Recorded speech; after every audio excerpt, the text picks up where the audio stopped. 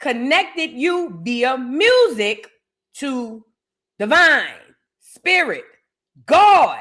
That's why you get people like Aretha Franklin who didn't sing gospel toward her career. However, you felt God in her voice. Does that make sense? So, with that being said, we have gotten away from the art and moved toward the popularity, thus for disconnecting us to spirit or from spirit, divine, and God. We gonna get into it. Let me make sure I write this down. My pen not working, girl. Oh, here we go. Popularity, because I'm gonna forget, girl, versus art. And if I forget, y'all remind me. Popularity versus art. We gonna talk about that because y'all, we looking at it, how they killing hip hop, how they killing all these music genres. And it's one thing because some of them need to be pop, but we don't understand how it's disconnecting us. So we gonna discuss it. But y'all get up in here. Get the likes up on the video. Was Vu my cousin? Shake my hair clear as a racist. Miss Florida crazy. Y'all get up in here and get the likes up on the video. Shout out to everybody in the building. If you haven't already, like the video. And if you are new, welcome, y'all. We do this Monday through Friday. It is the morning Joce. Oh, I do have an announcement. Next week, next Thursday night, I will be flying to London. Oh, yes. International Vu. Oh, yes, bitches and hoes. I'm out. Oh, yeah. So with that being said, Friday, I will be out of commission or at least for now, because I will be taking a red eye. Not the blue eyes, not the green eyes. Girl, the Vu will be on a red eye next Thursday night on her way to London. I might come back with a biscuit and a crumpet. Mind your business. You see what I'm saying? At the end of the day, I'll be gone for the weekend. I'll be back on Monday. Now, I be telling y'all this because y'all is my boss, and I don't want to hear, where you at? We ain't seen you. I'm letting y'all know now. I'm putting in my leave. I will be gone Thursday night, and I won't be back till Monday or Tuesday, okay? So, letting y'all know now, put it on your calendars. I will be trying to put out content. But don't be windmilling on me like y'all always do when I get ghosts. Whenever I go somewhere, y'all get the windmilling on me in the email and in the DMs, and I take it. I just put my head down and get windmilled on. But I'm just letting y'all know up front, I got business to take care of. Okay. So yeah, I won't be in the building next weekend, but we're gonna roll it out all the way up until then. But not at any rate, y'all, seriously, I do this Monday through Friday. You know what I'm saying? So this is where we be. Unless I have somewhere to go, I'll come in and put my leave in with you guys, and then we'll go on and move from there. Okay. So yeah. Shout out to y'all. Y'all come on in, and y'all, seriously, I'm going to see my daughter. My daughter is in school in London, so I'm going to be with my child. She said it's your child. I have a daughter. I'm about to go. I gotta get somebody send me that meme of Evelyn hollering about her daughter. Send me that meme of Evelyn hollering about her daughter, because I need to get that on here. I have a daughter, and I don't play about my daughter. I'm about to get like Evelyn on y'all, because that's the only. Anyways, shout out to y'all. That's the only announcement I really did need to make to y'all. Yes, I will be in the UK, and if any of the dolls that's in America would tell you, if you a doll and you in the UK, I'll come pull up on you ish, because I do feel a little bit safe because y'all ain't got no blickies, but that means y'all is like martial artists with the knives. So I am scared y'all might pull out a pocket knife and rob me or whatever the case may be. But I will say this: I don't have no money, so good luck. Unless you robbing me out of my coochie. I ain't got nothing, girl. But yeah, if you out and about and you see me, girl, come say hey. And I'm gonna say, hey, girl, we might have a drink. I really am like that. We really might have a drink. So yeah. But if you crazy, get from around me. I'm telling you now. Because I fight. No, I don't, girl. I do not fight. I'm lying.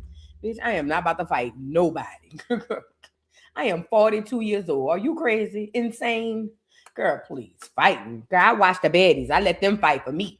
I fight through them.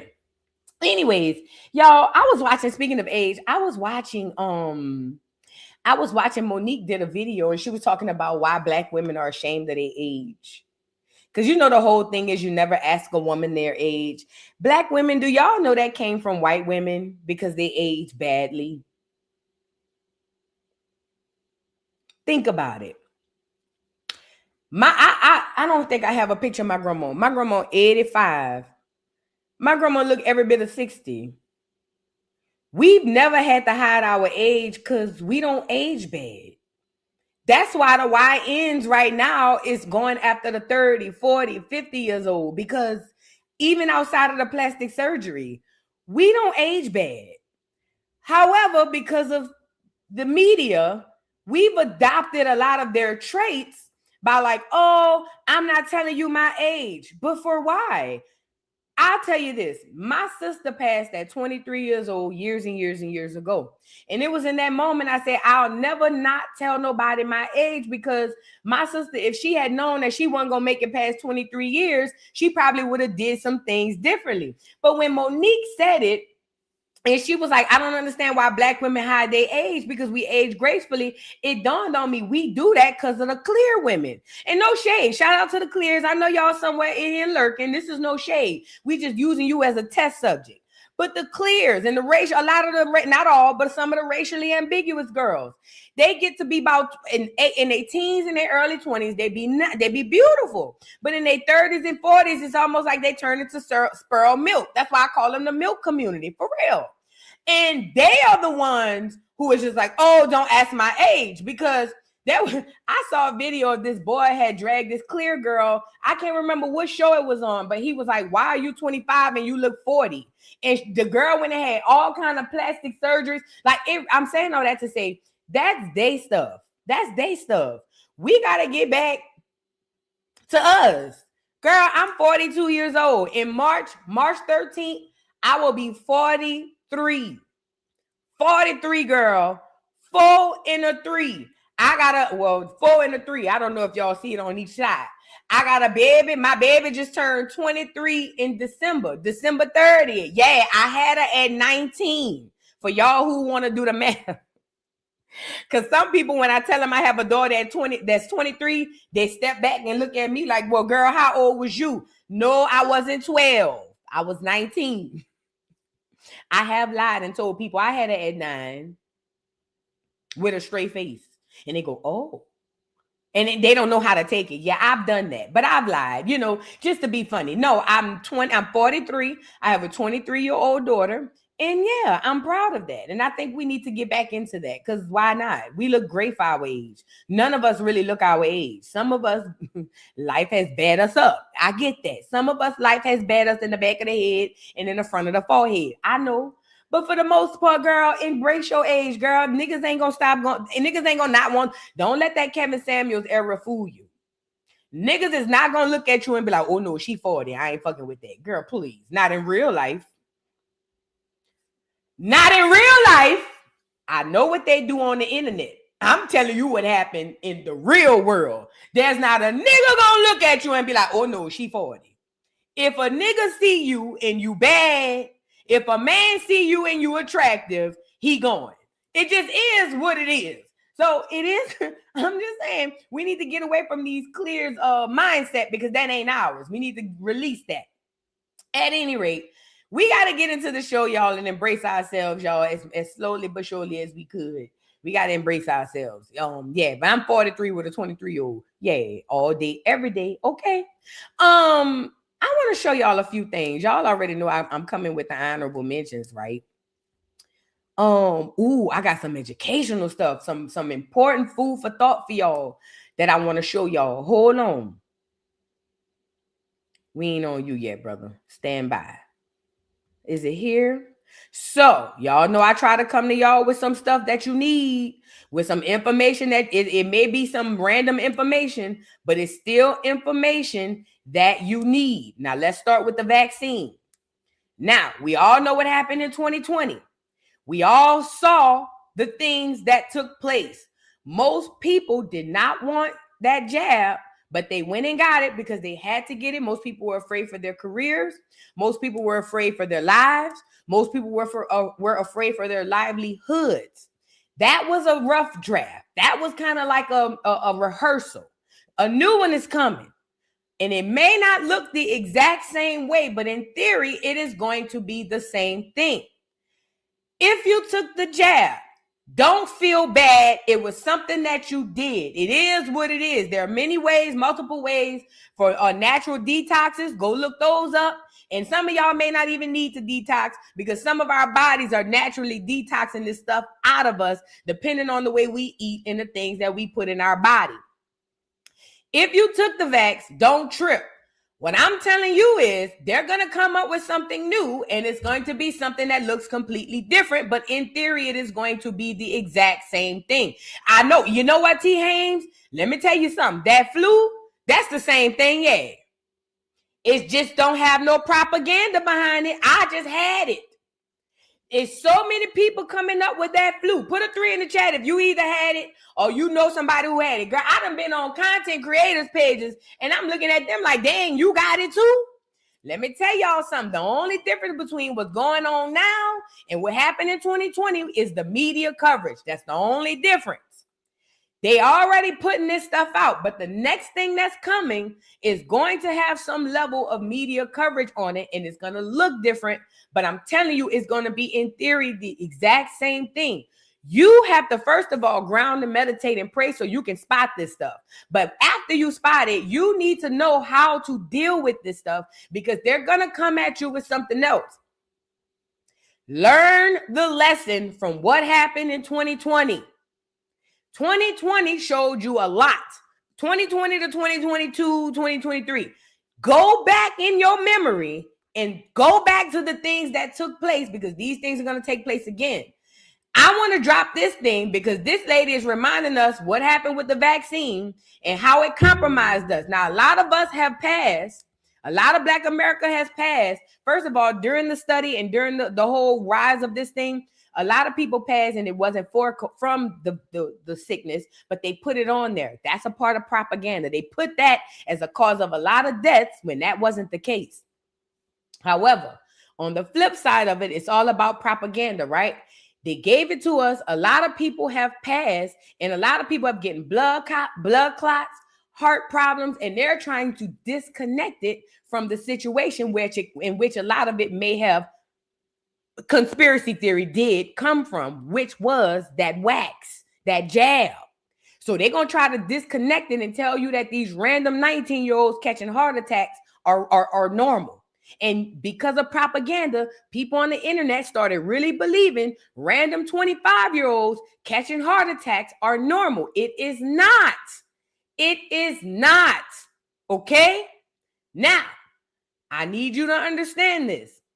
This lady's going to go over some things that happened in 2020. Don't get scared. Don't be afraid. It already happened. Whatever done happened or is supposed to happen, it done already happened. You need to look back at this and find the lesson. Let me let this lady cook real quickly. And she's going to talk about what happened in 2020. Don't ever forget what happened then because it's coming up next. So these people that have had this vaccine, I'm sorry to tell you, you've compromised your body. You have compromised your health. And one cardiologist said, by having the jab, you've compromised your heart 100%. So this is what the government has done to you. This is what the bureaucrats have done to you. You led like sheep to the slaughter. You were led like sheep to the slaughter over having this vaccination against your will. If you wanted to have the vaccine, that was your choice. But when people were forced and they lost their jobs because they had to have the vaccine, that's what I'm angry about. That's what needs to be exposed here. People's liberty and their rights were stripped from them. Yeah. I said at the beginning of the vaccine rollout that I would not put that shit into my body. So did many other Australians, but they had no choice. Not only did LeBron's son have a heart attack, they hurry up and swept that under the rug. Oh, we talked about it over here. Put a 3 in the chat if you was on the channel when we brought up LeBron's son. Girl, listen, y'all wasn't here. A lot of y'all are new. Prior to, I want to say maybe a year or so ago, oh, we was rolling it, baby. Oh, yes. LeBron's son passed out and had a heart attack in practice. The first year he went to college. Yes, ma'am. Girl, what did you say? Yeah, passed out. Matter of fact, I thought the little nigga died and they brought him back as a clone. Quiet as it's kept, because I was deep in my conspiracy theory. And quiet as it's kept now that I'm still in 2025, I'm still on that, bitch. Because the way he fell and went down, you feel me? Hello? Just like that other boy over there that played football, that Hamlin boy. Girl, don't get me started. Don't get because the media play too many games. But when we say something, we get called conspiracy theorists. Yeah, LeBron LeBoy and Shaq LeBoy. Yes, ma'am. And they hurry up, swept it under the rug, because if you saw that and it went big, it would scare you. Because the influence work both ways. They can influence you to do, and they can influence you to not do. Let me say that again. Influence works both ways. They can influence you to do, and they can influence you to not do. So when Shaq's son had that heart attack, and when LeBron's son had that heart attack, they hurry up and made that shit disappear. But it's on my YouTube channel. You Google Voodoo Doll TV LeBron James or something. You'll see it, or the LeBoy name. You'll see it. We did a whole live. I want to say I did a video. Don't give me the line. But yay, a lot of athletes. Girl, I remember I played a whole and I don't want to be long-winded, but I remember I played a whole compilation of not just football players, soccer players, basketball players, rugby players, young, 19, 18, 17, 16, just passing out from heart attacks. And I had people online windmilling on me, telling me that, oh, that ain't from that. You don't know that because I took it, ain't nothing happened to me. Let me say this. Just because you took it and nothing happened to you doesn't mean when the next person took it, it didn't happen to them. I'm telling you, I'm only preparing you for what's to come. This is only a reminder. Don't get scared about anything that happened in 2020. If you still here in 2025, you probably all right, fam. Don't worry about it. Use that as a lesson for the next one, okay? Sharjay, thank you for the super chat. Says, OMG family member had vaccines and boosters and was just diagnosed with heart failure. Yeah, I'm going to tell you another thing. All y'all went got them vaccines and boosters. Cancer. Cancer.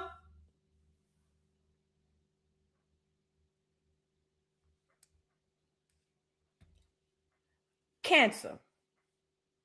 Black American women, especially at the young, tender ages of their teens and 20s, have never been exposed to breast cancer until 2020. Not only just any breast cancer, the most deadliest, aggressive form of breast cancer. And guess who was largely affected by that more than any other demographic of people since 2020? Black American women. This is the worst part. In 2020, there were doctors and scientists who were coming out saying this stuff. And because I and very few people like me were actively searching this stuff, they were actively removing this stuff. It was stuff I screen recorded in 2020 that was deleted from my phone.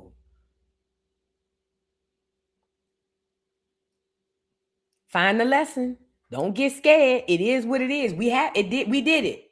Find the lesson.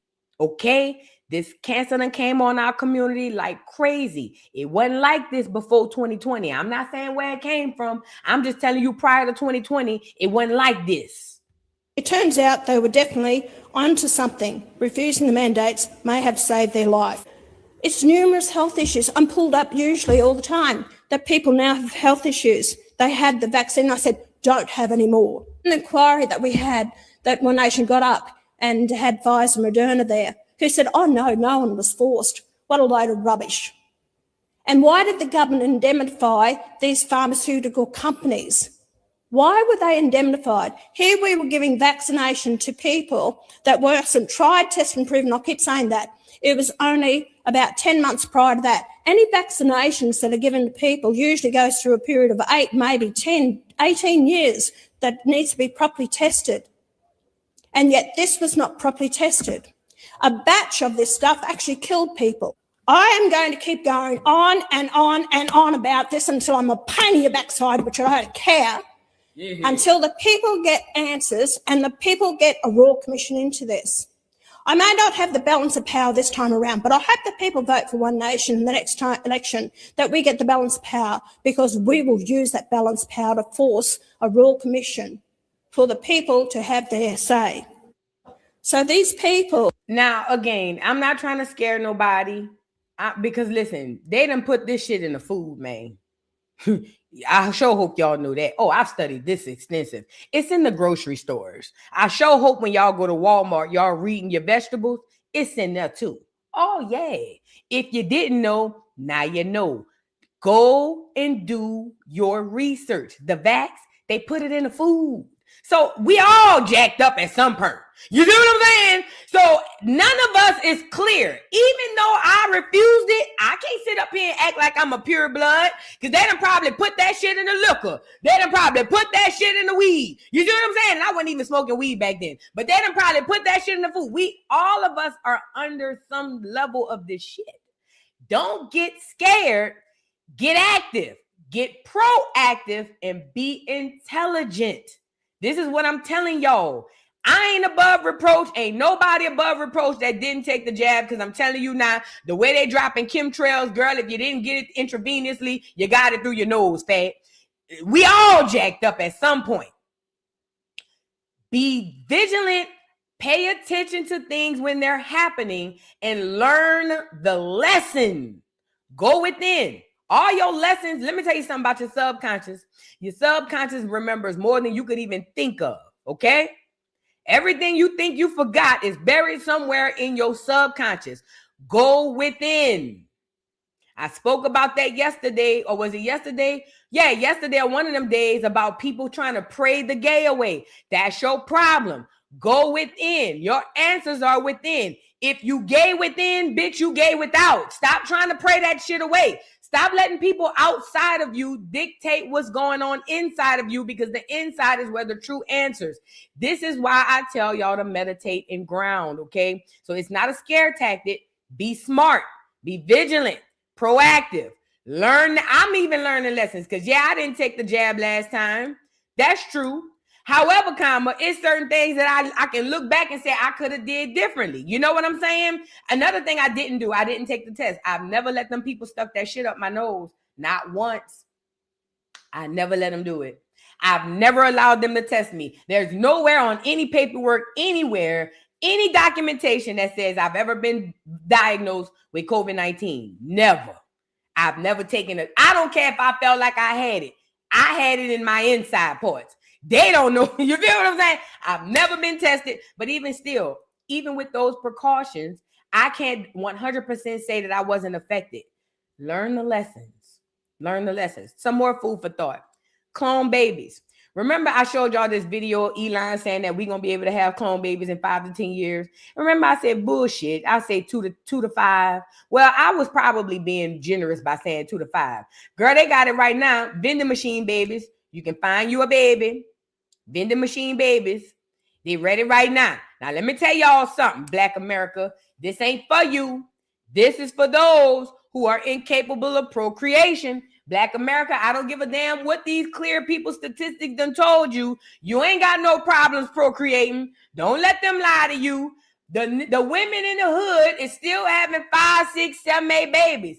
They lying. They projecting. It's called destiny swapping. So they got you believing you got to take these fertility pills and go to these fertility clinics to get babies. Now, I'm not saying some of y'all don't have issues. Some of us do.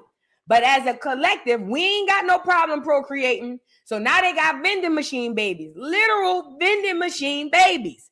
And they're trying to say that it's in one part of the world right now. Bullshit. They all over. They've been here forever. Okay? Now, Black America, I'm telling you, you don't need to take part in this. I normally don't tell you what to do, but today I'm telling you, Black America, I'm telling you what to do. Do not take part in this vending machine activity for procreation. Okay? Go within and find your answers. Some of y'all might be told to go to the vending machine. I ain't got nothing to do with that. But I'm going to tell you now, you ain't got no parts in that. This for the enemy. They the ones having problems procreating. We ain't got them problems. Okay? Let's get into it. Y'all, literal. I saw this and I said, see, I be making jokes, but I tell y'all, the truth come through mad day and the joke, man. The God's honest truth. If you ever want to hear the truth from somebody, it come through mad day and the joke. And even with my own jokes, I don't even be realizing that my own jokes be telling me some truth. Because I'm over here hollering, vending machine babies playing with candy, and it's literal vending machine babies. Check them out. Strictly speaking, it would be legal to clone me, for example, tomorrow. And this is the place it's most likely to happen, a leading IVF clinic outside of New York. Behind those walls, there are people with the technology, the ability and the desire to genetically engineer human embryos, to be the first in the world to successfully clone a human being. There's no doubt that human beings will be cloned. Dr. Jacques Cohen, a leader in his field, simply needs the approval of his clinic's ethics committee to make history. So if I had the money, you had the permission, you could clone me tomorrow. Well, I wouldn't say tomorrow. It'll take a year or two. We could clone you probably within 2 years. What you're seeing here is an actual cloning taking place at the research facility in... Now let me say this, because they're about to talk about how they clone. Let me say this. They've been cloning since the 50s, and girl, prior to that, they've always cloned, girl. When they come to America and tell us about it, they've been doing that shit for hundreds and scores and blows of years, girl. Okay? Let's really be clear. By the time they tell us, they've been doing that shit. It's a big ass welcome to the party, you're late for us. Okay? But they gonna put it like, oh yeah, we'll have this done in a year. Girl, they've been doing this stuff. Scotland that pioneered the technique. In theory, it's blindingly simple. Here, it's an animal, but just as easily, you can take a cell from a human, a scraping of skin will do. Then, get an egg from a female, remove the nucleus and fuse the two with a spark of electricity. And ta-da, you have an embryo. Implant the embryo in a woman, and 9 months later, you have a carbon copy of the person from whom the skin scraping was taken. Strictly speaking, it would be legal. You know what's crazy? We live amongst these fake people. We walk amongst these fake people every day. Some of y'all might be fake and don't even know it, shit. No, seriously. We work with these people. These people is old, got kids, grandkids. Remember I kept telling that? What Robin Harris used to say on that movie, Bebe's Kids, test tube baby. Remember he kept calling Bebe's Kids test tube babies? Same thing, girl. Test tube babies. But they already grown adults. They already in position of power. They already out here. Dago abundance. They don't have no soul. They don't have a soul. Remember the lady Sophia Stewart, the creator of The Matrix. She spoke about the beings that are going to walk amongst us that don't have a soul. See, this is the crazy part. The media has been slowly taking our souls out of us. Yeah. Most of us, a lot of us on the internet. Let me tell you something. I'm going to be honest. If you spend a lot of time on the internet, it's a high probability you are really at loss with your soul. If you spend a lot of time on the internet, there's a high probability that you are not in touch with your soul. Your soul and you are separate because you can't have them both living in the metaverse. Does that make sense? Because the metaverse isn't real. The soul doesn't exist in unreal places. So with that being said, a lot of people are disconnected from their souls. You can see that in the way that they deal with people on the internet. This is why someone could get punched in the face by a grown-ass man and split her face open and people be like, yeah, because I don't like her no way. You see what I'm saying? This is why people could be so evil and mean. Those people are disconnected from their souls. The metaverse will disconnect you from your soul. Now, on top of them disconnecting you from your soul, they making people who ain't got no souls. So now you add the people in who are already coming in with no souls, and y'all have encountered these people. You be like, this a cold-hearted this motherfucker. I look in his eyes and it's almost like I can see right through them. The people, girl. The people people you encounter and you'll be like, it's almost like that motherfucker just done. It's like he there, but he ain't there. Them the people. So you take them and you put them amongst the people. Krishan, yeah, Krishan is a huge one that don't have a soul. Seriously. Krishan is a great example of a person without a soul, or at least who's disconnected from hers. King Vaughn, he's another one. Great example of a person who was disconnected from their soul, or maybe he don't have one. I don't know. It's certain people you can just tell. Beyonce, yes. Beyonce, yes. Beyonce, yes. You know what's crazy? We've been dragging Cardi, but Cardi got a soul with her crazy ass. She got a soul. Cardi got one. Beyonce, I don't know. But again, she has so much level. She has a high level of anonymity. So who knows? We don't know a lot about Beyonce to be able to gauge it. But I'm saying all that to say the media, social media are disconnecting people from their souls. That's why when I get off live, I don't get back online. I don't. That's what I be around this bitch doing all type of shit. I might put a podcast on, but I don't be on here surfing and I don't do that. I got to stay grounded. I'm telling y'all, you stay grounded to stay connected to your soul, because they already got the enemy creating soulless people, and the internet is immediately disconnecting y'all from your own soul. That's why you heartless to your own people. That's why you're heartless to yourself. Be careful. They making vending machine babies, and now they done perfected the doggone science. So not only you can get you a vending machine baby, you can create them the way you want them to look, how you want them, all types of stuff. All types of stuff. Now, I want to show y'all this video. People will say that this is fake. People will say that this is cap. People will say whatever. Don't close your ears to nothing. Keep your ears open to everything, even the bullshit, because you might find some truth in the bullshit, okay? Now, I don't believe that this is bullshit because I listened to it with my soul, and I think everything these clear people on this channel said was true. So this lady is listening to some clear people, and it's just a bunch of voices, and they're basically exposing what they do to Americans, typically the Black Americans, and how the world works. And I'm telling you, this is all truth, whether it's a skit or not. And I don't think it's a skit. Everything these white folks saying in this clip is true. Check it out. Land that is owed to the Black Americans is held in public trust. Until they go and claim their land patents, they'll continue to pay taxes and get evicted and work for us. The fake ones that came down after the wars will continue to be able to claim their heritage. We passed the bills. When I was in office, we incarcerated a lot of Black people. Did y'all catch that? Let me break this up because I want y'all to catch this. I want y'all to really pay attention to what he's saying. In here, he's talking about the land. He's talking about the land. And you know what? Right after this, I'm going to go into Ishowspeed. He's talking about the land, the people who the land belongs to. This land belongs to Black Americans, okay?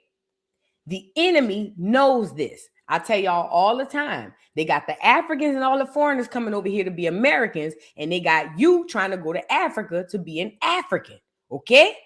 That's a problem because you not no African.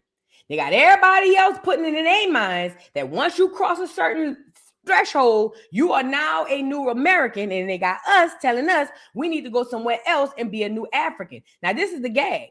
The more we think we from Africa, the more of our land they take from us.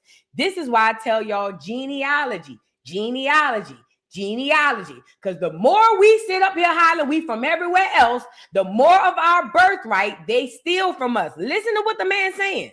Land that is owed to the Black Americans is held in public trust. Until they go and claim their land patents, they'll continue to pay taxes and get evicted and work for us. The fake ones that came down after the wars will continue to be able to claim their heritage. The fake ones that came down after the wars will continue to fake and take their heritage. There was a biochemical war in 2020. Let me say the statement again. After the fake ones who came down after the war will fake and take their heritage. There was a biochemical war in 2020. How many people in America now are faking to be American, cosplaying as Black American? This is what they're talking about. When you hear war, you thinking shooting guns and jumping out of bombs and building. No. There are multiple types of wars. He said the fakes are gonna come and try to take over.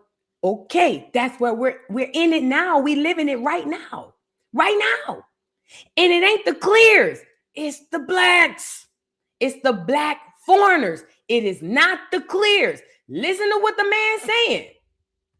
We passed the bills when I was in office. We incarcerated a lot of black people after pumping drugs into their communities.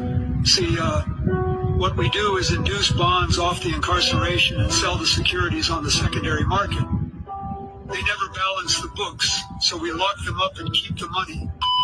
Well, we'll never handle the Mexican drug cartels because they work for us. See, we cut a deal with them to keep the drugs in the black communities just so they can sell the drugs. Remember on Snowfall, because he's talking about the drugs in the black community, he said they'll never get rid of the Mexican cartels because their job is to keep our neighborhoods filled with drugs. Now, we know that to be a fact. Because if you think about Freeway Ricky Ross or whatever his name is, he started out with the CIA. They came to the hood and dropped that shit off in the hood.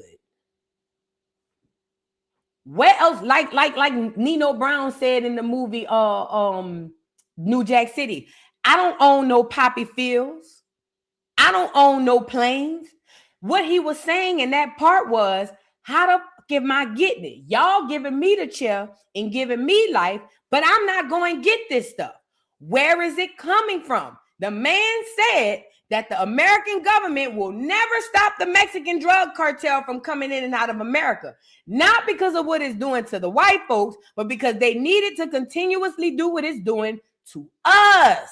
Let me tell you something. The 80s was on purpose. They dropped AIDS and then they doubled back and dropped crack on us. Let me tell you why. Because they knew when we got here, we would need to be of sound mind to take back our inheritance. This is why they took our parents in the 80s and the 90s and put them all on crack, or they gave them AIDS. I'm telling you, man. They put them all on crack and they gave them AIDS. That was to muddy the waters of their seeds. That's us, this generation. We were the seeds that was supposed to come up and we were supposed to take our reins and be good. But had they not put the 80s in, the crack and the AIDS in that stuff. But because they did that, we really coming from behind playing catch up. Now, this the gag. We got God behind us. We got the universe. We got the ancestors. We got all this stuff behind us. So we good. But the point of the 80s, listen, he told you about the biochemical war and the people coming in to take our land. Cool. Now he's telling you about this part. And I'm telling you with the 80s, they put us under these stripes because they knew this the generation, us and our offspring. Our generation behind us was supposed to come in and do better than us. It was all strategically planned. I told y'all, Black America, listen to me. It's one big joke and everybody is in on it except us. I swear to you, your life and your strife, the hell that Black America lives on earth right now in 2025 is the product of one big joke that everybody is in on except us. This is my problem with the ones who are not in on it. Why won't y'all raise y'all voices and say something? Y'all allow the negative voices to be the loudest, and that's all we can hear. So all we know is what we can hear. And what we hear is the bull. You get it? It's one big joke that the entire world is in on. Everybody have a specific part to play to keep this. We one big freaking, what's that movie name with Jim Carrey?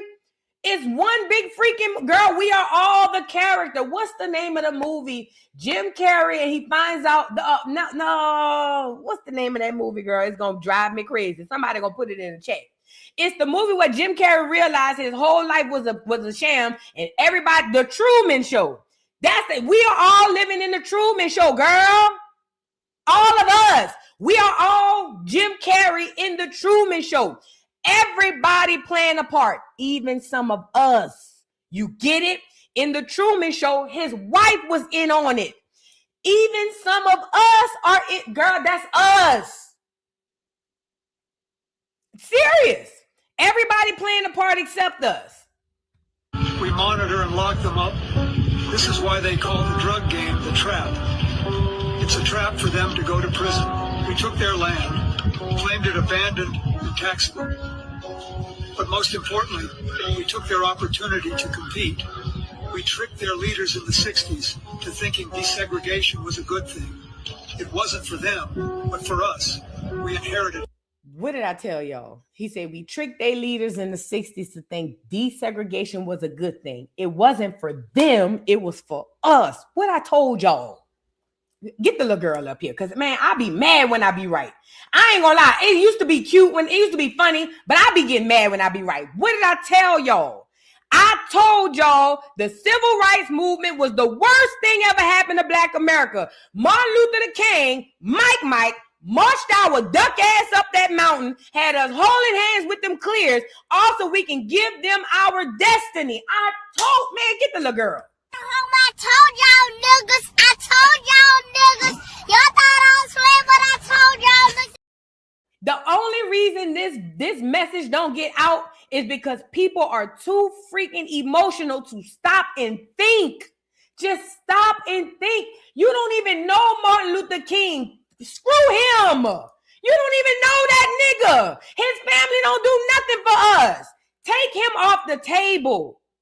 I've told y'all on many occasions the civil rights movement was the cap. It was the end all be all to take the very final bit of our economic freedom. The white boy just said it. Desegregation, we got with y'all leaders and made them think desegregation was good for them. It was never good for them. It was good for us. If you watch Educational Friday, I have shown y'all on many weeks that the whites that came into America and are poor whites. You see the ones on TV, you see the ones that ride by you, and you think that's the way the average white person live. No, they poor. And they only got the little bit they got because of the government taking from us. Come on now.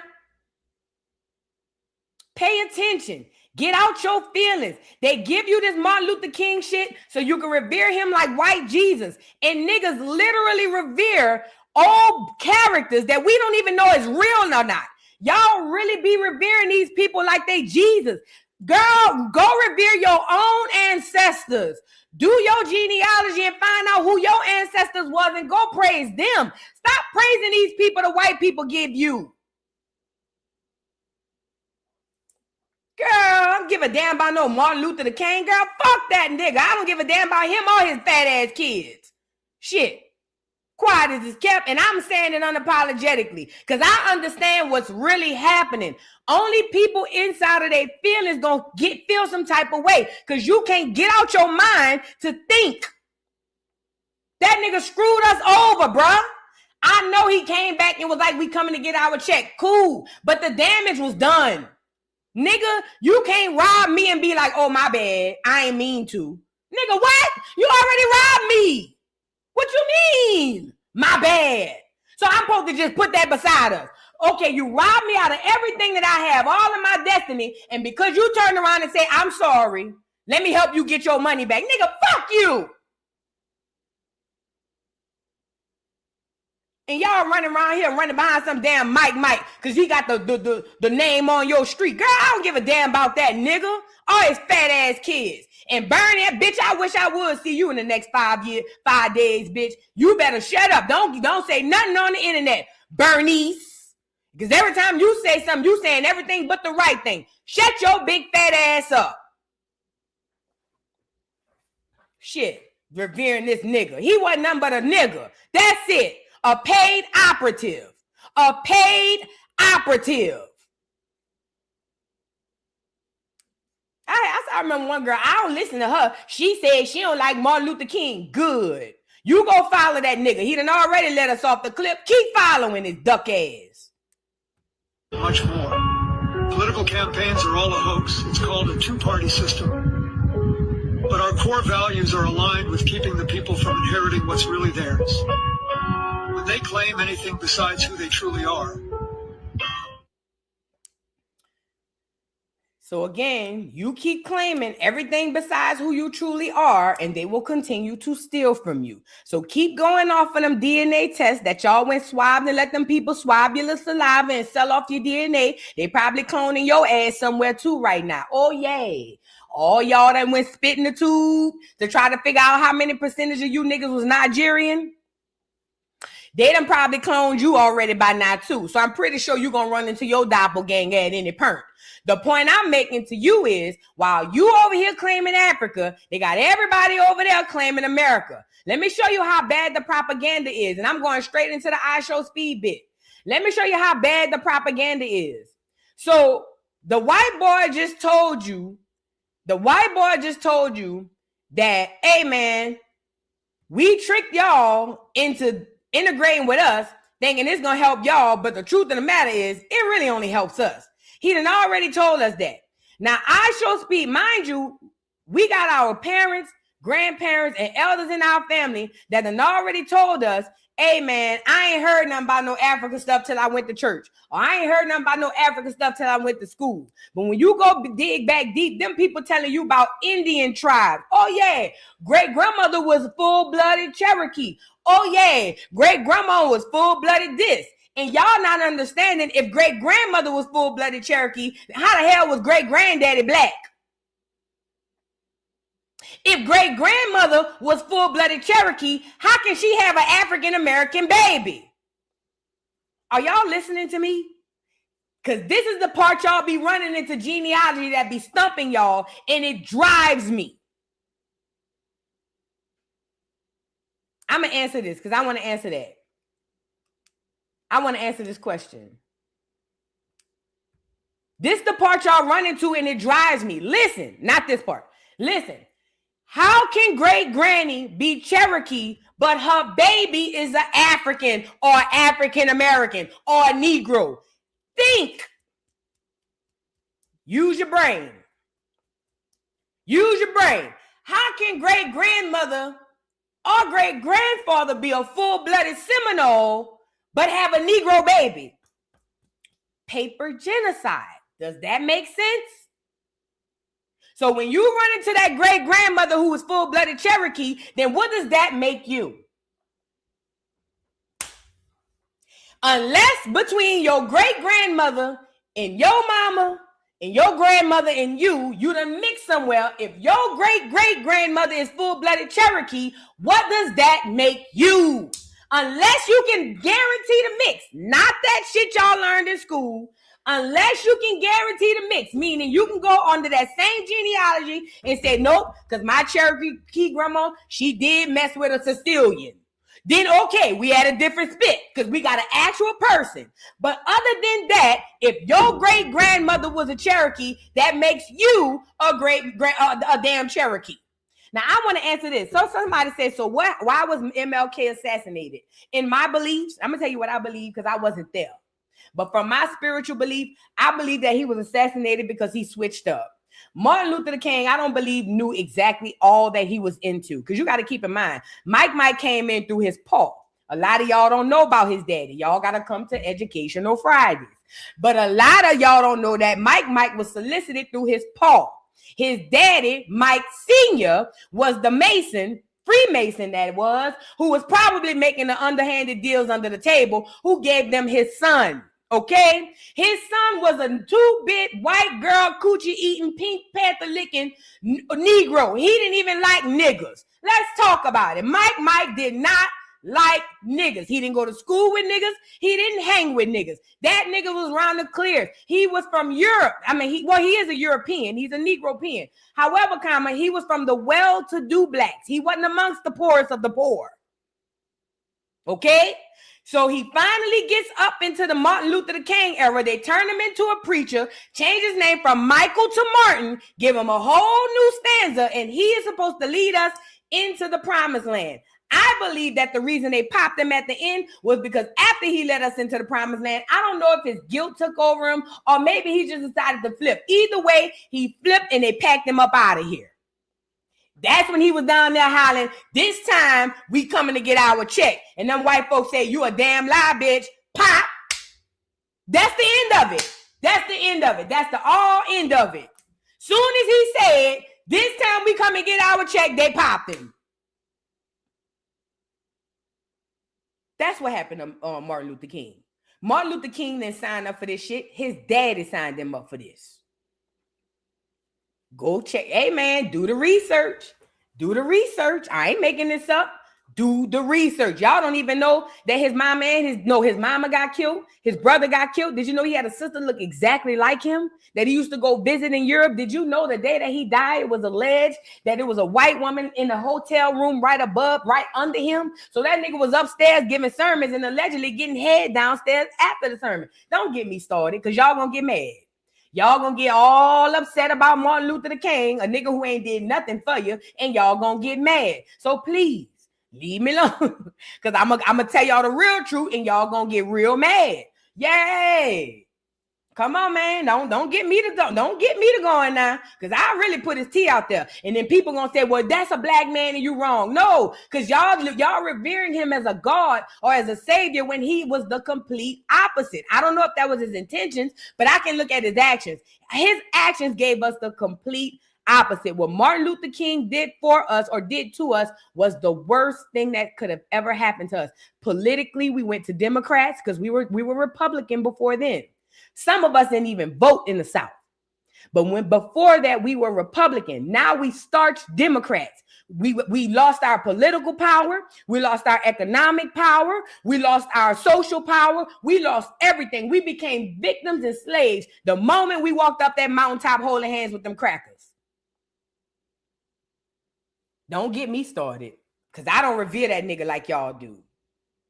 I don't look at that nigga the way you do, because I know the truth.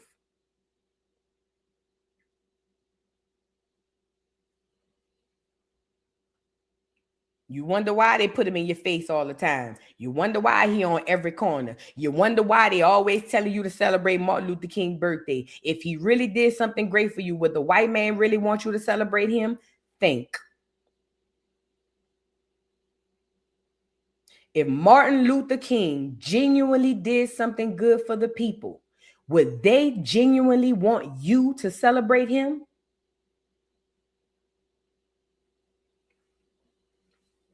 If you're not asking yourself why when you look at shit, you not living. If you're not asking yourself why, you just existing. You an NPC. You need everything you see in life. You need to be looking and saying, well, what is that and why? The next question need to be why. If you're not asking why, you just an NPC. You just running around just living. That's the point. They want you to not ask why. They want you to just live. No, you need to be asking these questions, because when you start asking, the answers you're going to get going to mess you up, man. It's going to mess you up. It's going to mess you up. I'm telling you. Now let's move on. Let me read a couple of super chats. Hey, it's Trey. Thank you for being a member for 17 months. Hey, Pooh. Says, still going to ask you where you been in my boo voice. It says, have a safe trip. Tell our internet niece we send love and hugs. Will do. Thank you so much. Thank you, Trey. I love you, boo. Thank you. Sharjay, thank you for the super chat. OMG family member had backs. Oh, I read that one. Thank you again, Sharjay, for the super chat. Kira Bryant, thank you for being a member for 12 months, my love. Says, hey, boo, that happened to me too. I passed out after I got the second wax shot. I know a girl that I know that I used to be friends with, but we ain't friends no more. But I know a girl, I told her, I said, girl, don't go, because she had to get the first ones for her job. I said, okay. I said, do not go get them boosters. Well, if I go get the boosters, they say I could be able to go here and go there. Girl, sit your ass down. Do not go get them boosters. I told her. And the first booster she went got, that hoe was bedridden. Literally. So yeah.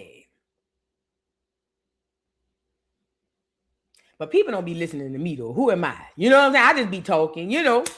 88 Parker. Thank you, Miss Parker, for the super chat. Says, please hit the like button. Where are we on likes, y'all? Where we are on likes?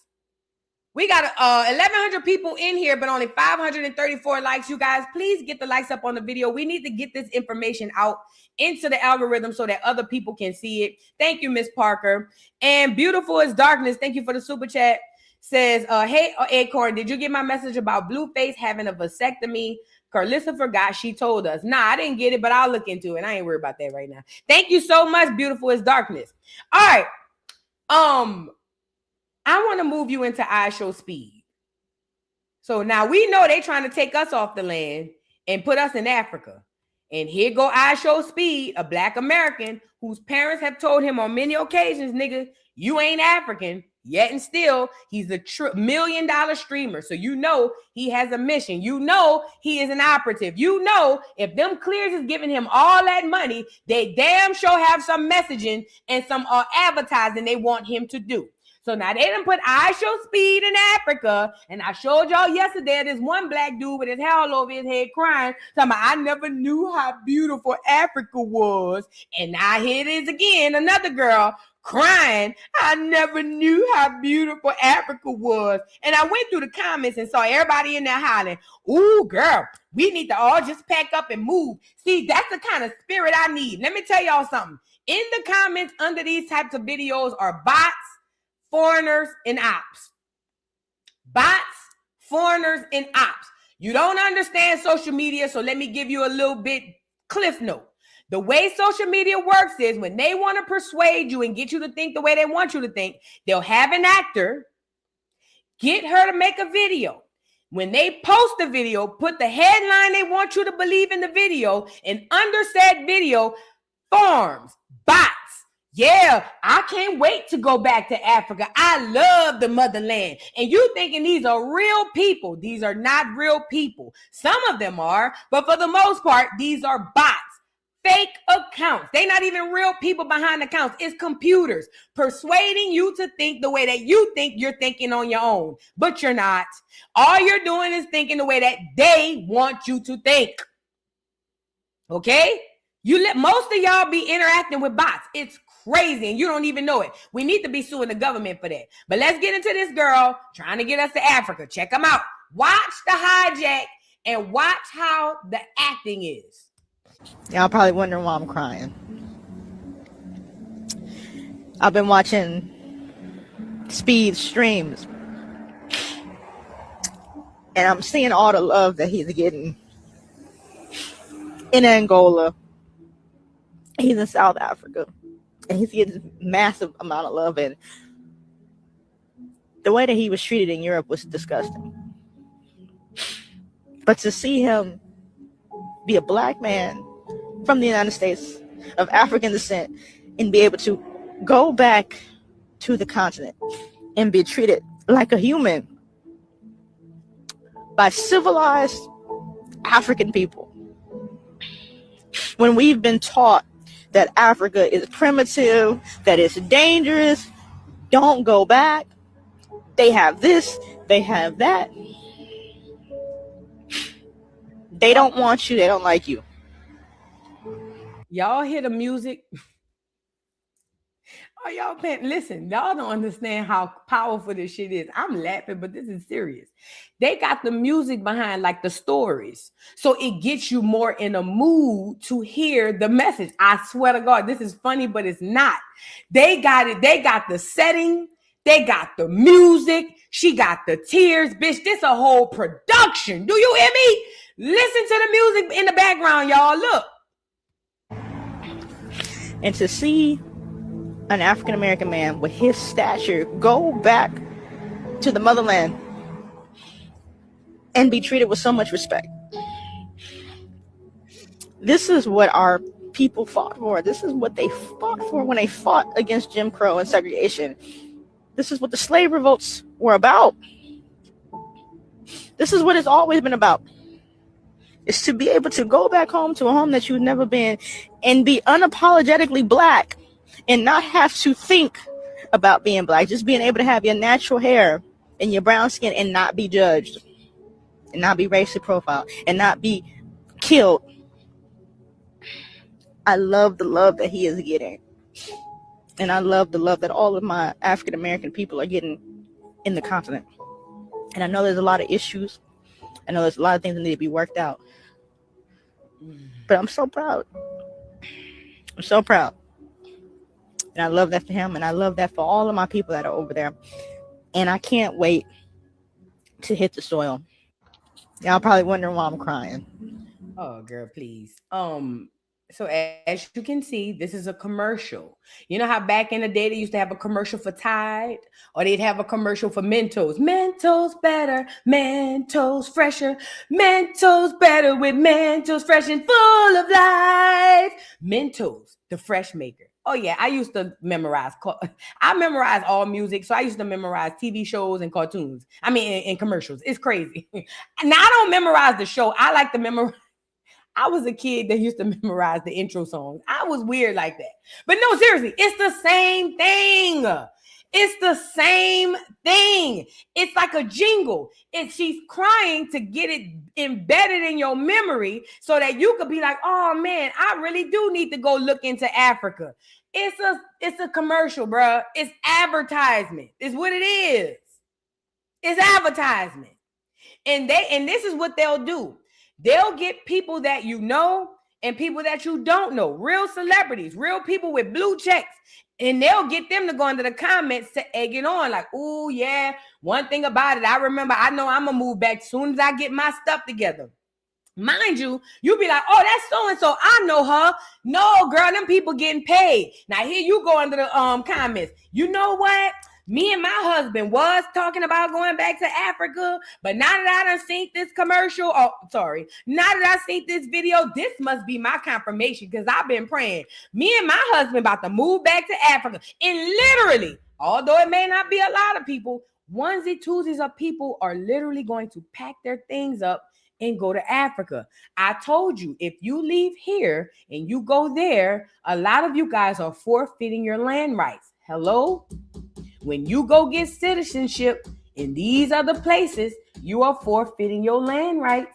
All the land that your ancestors owned before you, because you want to be selfish, you go run down to Africa, you forfeit it, you forfeit it, you forfeit it, you forfeit it. So keep running to damn Africa if you want to, because when you forfeit your land to go get citizenship over there, they come over here and change their name from Itumbe to Brian, from Itumbe Badandu to Brian Smith, and then they come and take your inheritance. Destiny swapping. You get it? So keep listening to these hoes and these niggas and these celebrities on this internet, okay? Telling y'all to go run to Africa. Keep running over there if you want to. Them people running over here while you running over there. Make it make sense.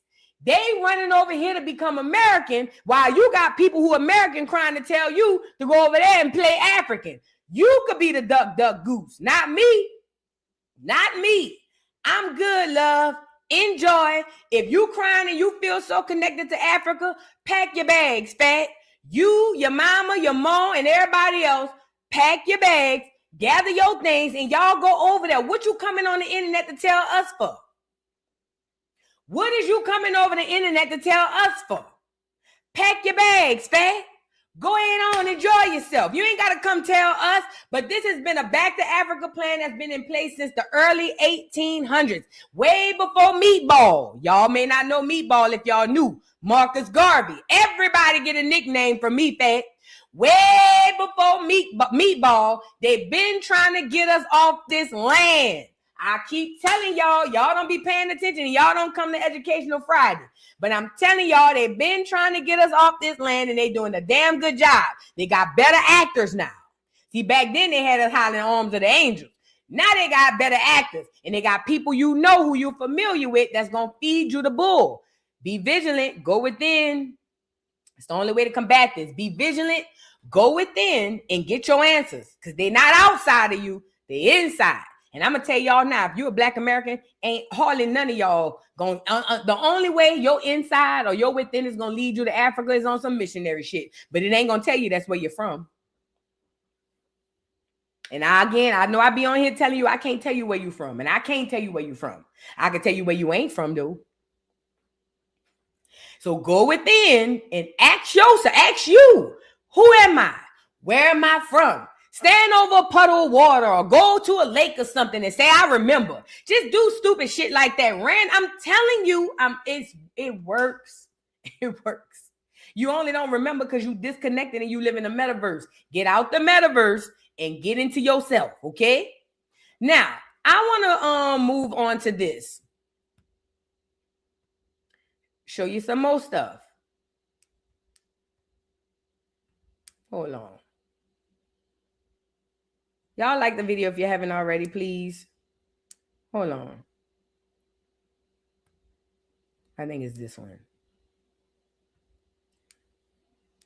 Okay, here go the vending machine babies that's custom made. Custom made vending machine babies.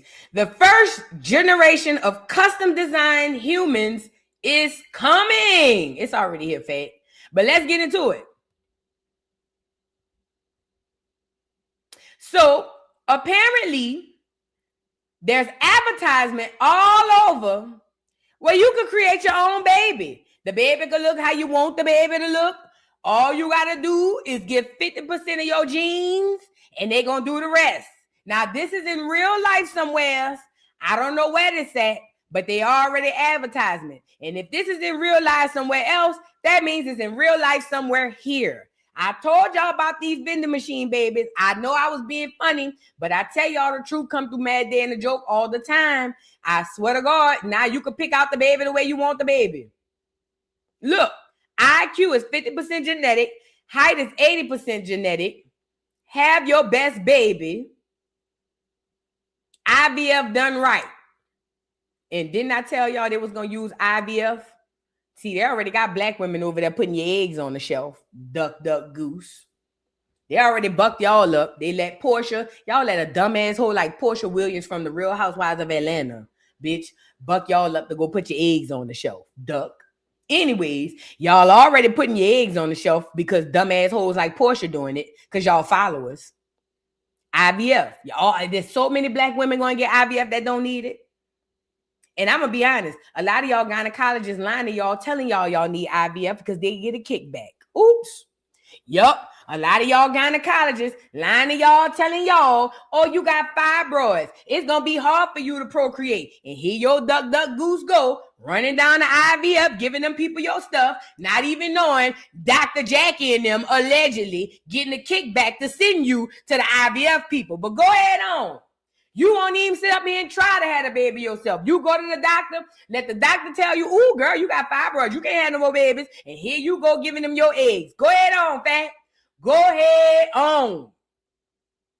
I told you it's some of your people in on it. That's the only way it works. If a white person or an Asian person or an Arab or an Indian came and told you, give me your eggs, you'll be like, hell no. But if Dr. Jackie came and told you, oops. If Dr. Simone came and told you, hello.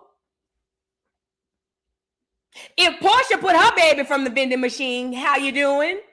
You get it? Why you think all these celebrities having vending machine babies? Some of them probably don't even want these vending machine babies, but they have to. It's part of their contract. Why do you think so many celebrities are having vending machine babies? Real question. You think they want to have them babies? Fuck no. Hell no. They have to. It's part of their contract. You got these millions and these billions. I need you to advertise. It's crazy. It get deep, man. It get real deep. But yeah, you can pick your baby, girl. You can pick your baby. Your baby can look how you want the baby to look. You want the baby to be tall, you get you a tall baby. You want your baby to be little, get you a little baby. Whatever, you want the baby to be light-skinned, get you a light-skinned baby. Now, when the chip go bad on the baby, and the baby pop you in the back of your head, that's between you and the baby. You see what I'm saying? Don't come over here asking for the village. No, bitch. The village don't create them type of babies. No, sir. Don't come looking for the village for your vending machine, baby. We don't deal with them type of churn. We deal with babies with souls. We don't deal with half babies. No, sir. Don't come to the village when that little Megan child pop you in the back of your head. That's all I'm asking. Okay? It's real talk. It ain't no bull crap. It's real talk. I'm being funny, but there's truth in that joke. I'm being funny, but it's truth in that joke. It's truth in all jokes. I keep telling y'all that. Oh, all right. Do I even want to listen to this? Hold on.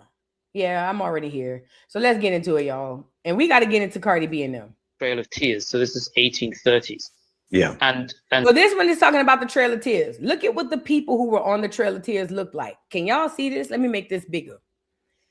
Look at what the people who were on the Trail of Tears, because see, they tell you in school through social studies, it was the $5 footlongs. So whenever you hear the Trail of Tears, you'll be like, oh, snap, the $5 Native Americans, oh my God, they had to be horrible. It had to be horrible for them. No, dummy, that was your people. That was your people. That was us, okay? Now, let's get into what the people who was on the Indian Trail of Tears look like. And these people do not look like the Indians that we are told lived there. I mean, these people look African, but they're not. They're Native Americans. So, so I think that's one of the best ones that I've seen. Yeah. Yeah. This is part of a larger collection that I found on an archive. But this one just seems so.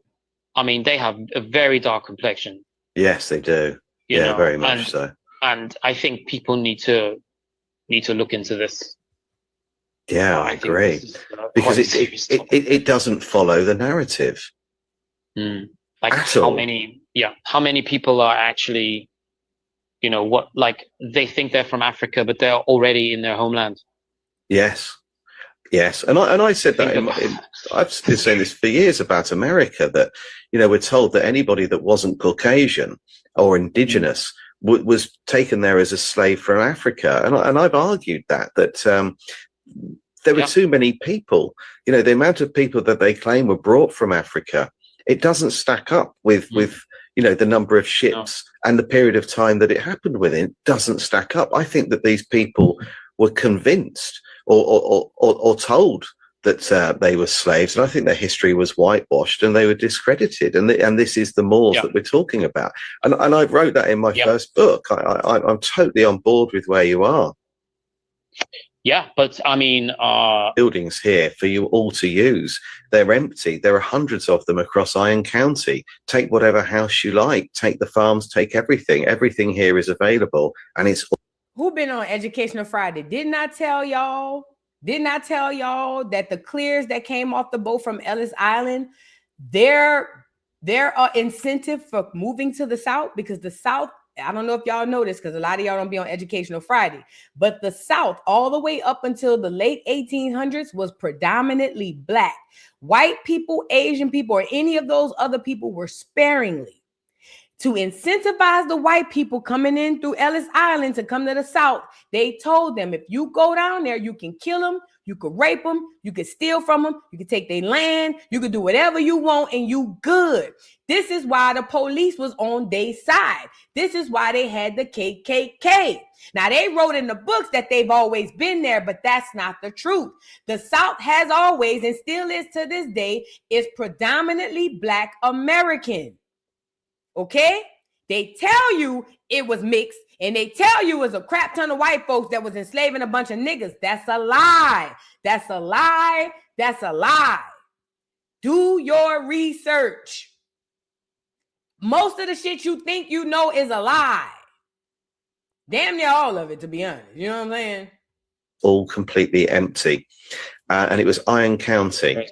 Yeah. So you know, it was there printed in black and white. Somebody actually giving a sermon on the fact that you could take a building or a farm that with no. And when you look at the world fairs, when you look at some of the illogical scale of some of those, think about all them. Think about Tulsa.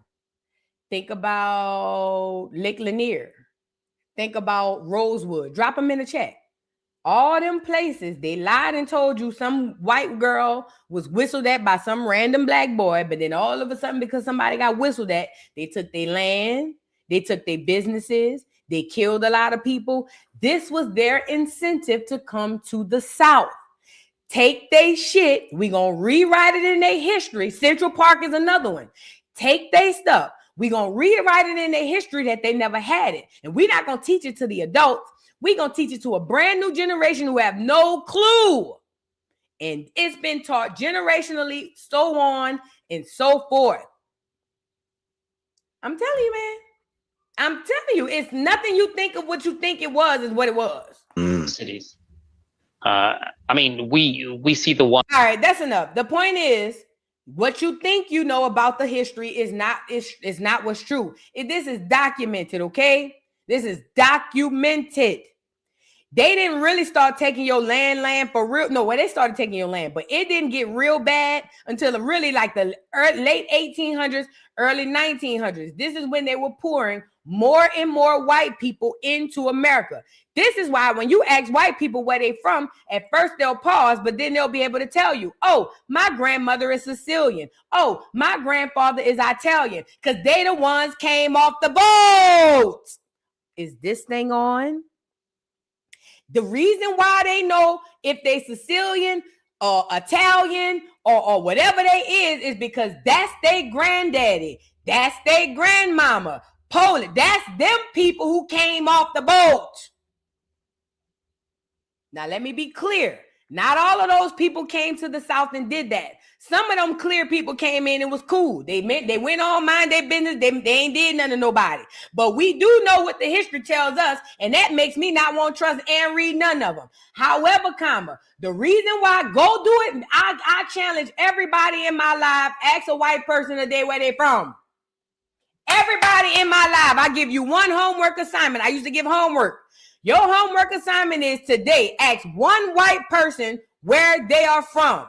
When they tell you, oh, yeah, my grandmother is Italian. Oh, my grandfather is Sicilian. You know that's the ones came off the boat. They wasn't here that long. Another thing I want to tell y'all, get me up here.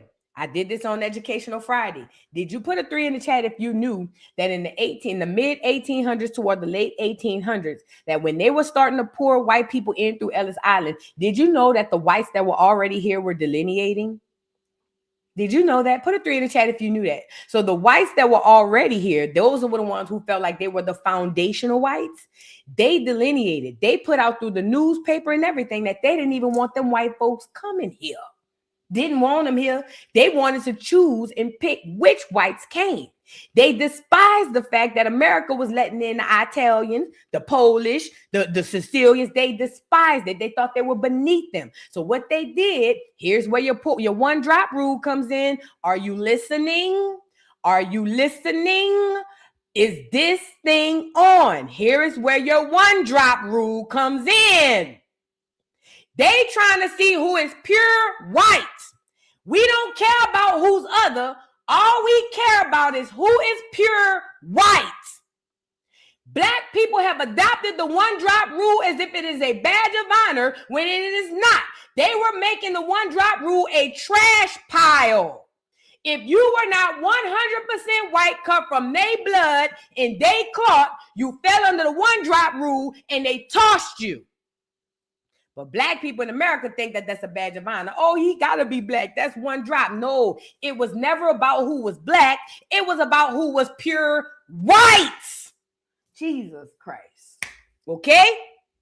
So this is where you get your one drop rule from. The white people who were already here prior to the ones coming in through Ellis Island, they delineated. They said, them ain't us. We ain't them. And a lot of them got treated like crap. These were the ones who joined the KKK. Put a 3 in the chat if you remember the movie Django. I can't see a damn thing out this goddamn thing. I can't see shit, and I can't see a goddamn, my horse can't see. God damn it. Y'all put a 3 in the chat if you remember the thing. Put a 3 in the chat if you remember the movie in that whole thing. Okay, that's the poor whites coming off the boat through Ellis Island. Broke, poor, disgusted, busted, don't bathe, don't shave, can't eat, can't sleep, no skills. This is why they had it was kind of like you have to join the KKK, because how else am I going to survive? It's survival. This is why so many white people in that time aligned with the KKK. because they had no other way of surviving. The only way to survive is to take from you, soldier boy. You. But they done told you through the books that you came from Africa and you ain't had shit. So if you don't know you were stolen from, you can never go back and get your possessions.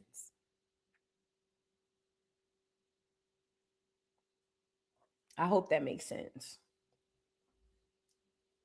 I hope that makes sense. You know, that's why I be laughing at the white people when they get mad at the immigrants. Because I'm sitting here saying, nigga, I know you lying. Because I'm pretty sure the blacks were saying that when your grandfather and grandmother was coming through here. I know y'all not sitting up here mad at the Venezuelans and all these people. Y'all came in the exact same way. The whites came in the exact same way. So when they get mad at the Haitians or they get mad at the Venezuelans, I'm over here saying, well, I be damned. The chickens have come home to roost. Because that's how we felt when they was pulling your white ass in here. Huh, the irony. And this is the gag. They know they can't fight that shit by themselves. So what do? Enlist people who look like us to get on board with the shit. Use your brains, y'all. Use your brains, y'all. It's not rocket science. I swear to God, this shit is very simple. It's not rocket science. It's not chess. It's not checkers. This shit is tic-tac-toe. I swear to God. You just got to stop and think. Stop and think. That's all you got to do. I swear to God, it's not that hard. Do me a favor if you think I'm lying. Today, I don't know if you're at work. I don't know if you're going to the grocery store. I don't give a damn. Ask a white person where they from. And whatever country they tell you, you know that's the boat their grandfather or grandmother was dropped off from. Ellis Island. Do your research. Now, baldhead Raven done sat down with weird ass Nick Cannon, and this hoe done got down here. Girl, let me tell you something. Raven, I'm no shade. Shout out to people who date outside their race. But I'm gonna be honest. If you date outside your race, shut the fuck up about black people, bro. You don't get to talk. Yeah, I'm saying it. You don't know. No.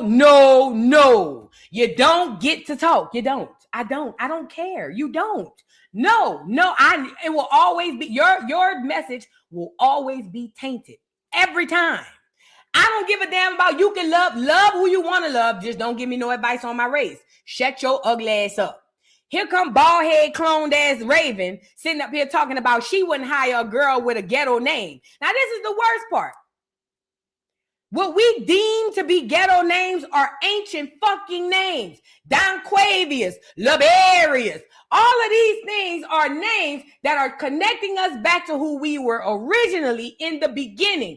This is why media tells you having a name like Bonquisha is ghetto. So you thinking, oh my God, I'm not naming my child no Lakeisha. Girl, that is an ancient name, duck, goose.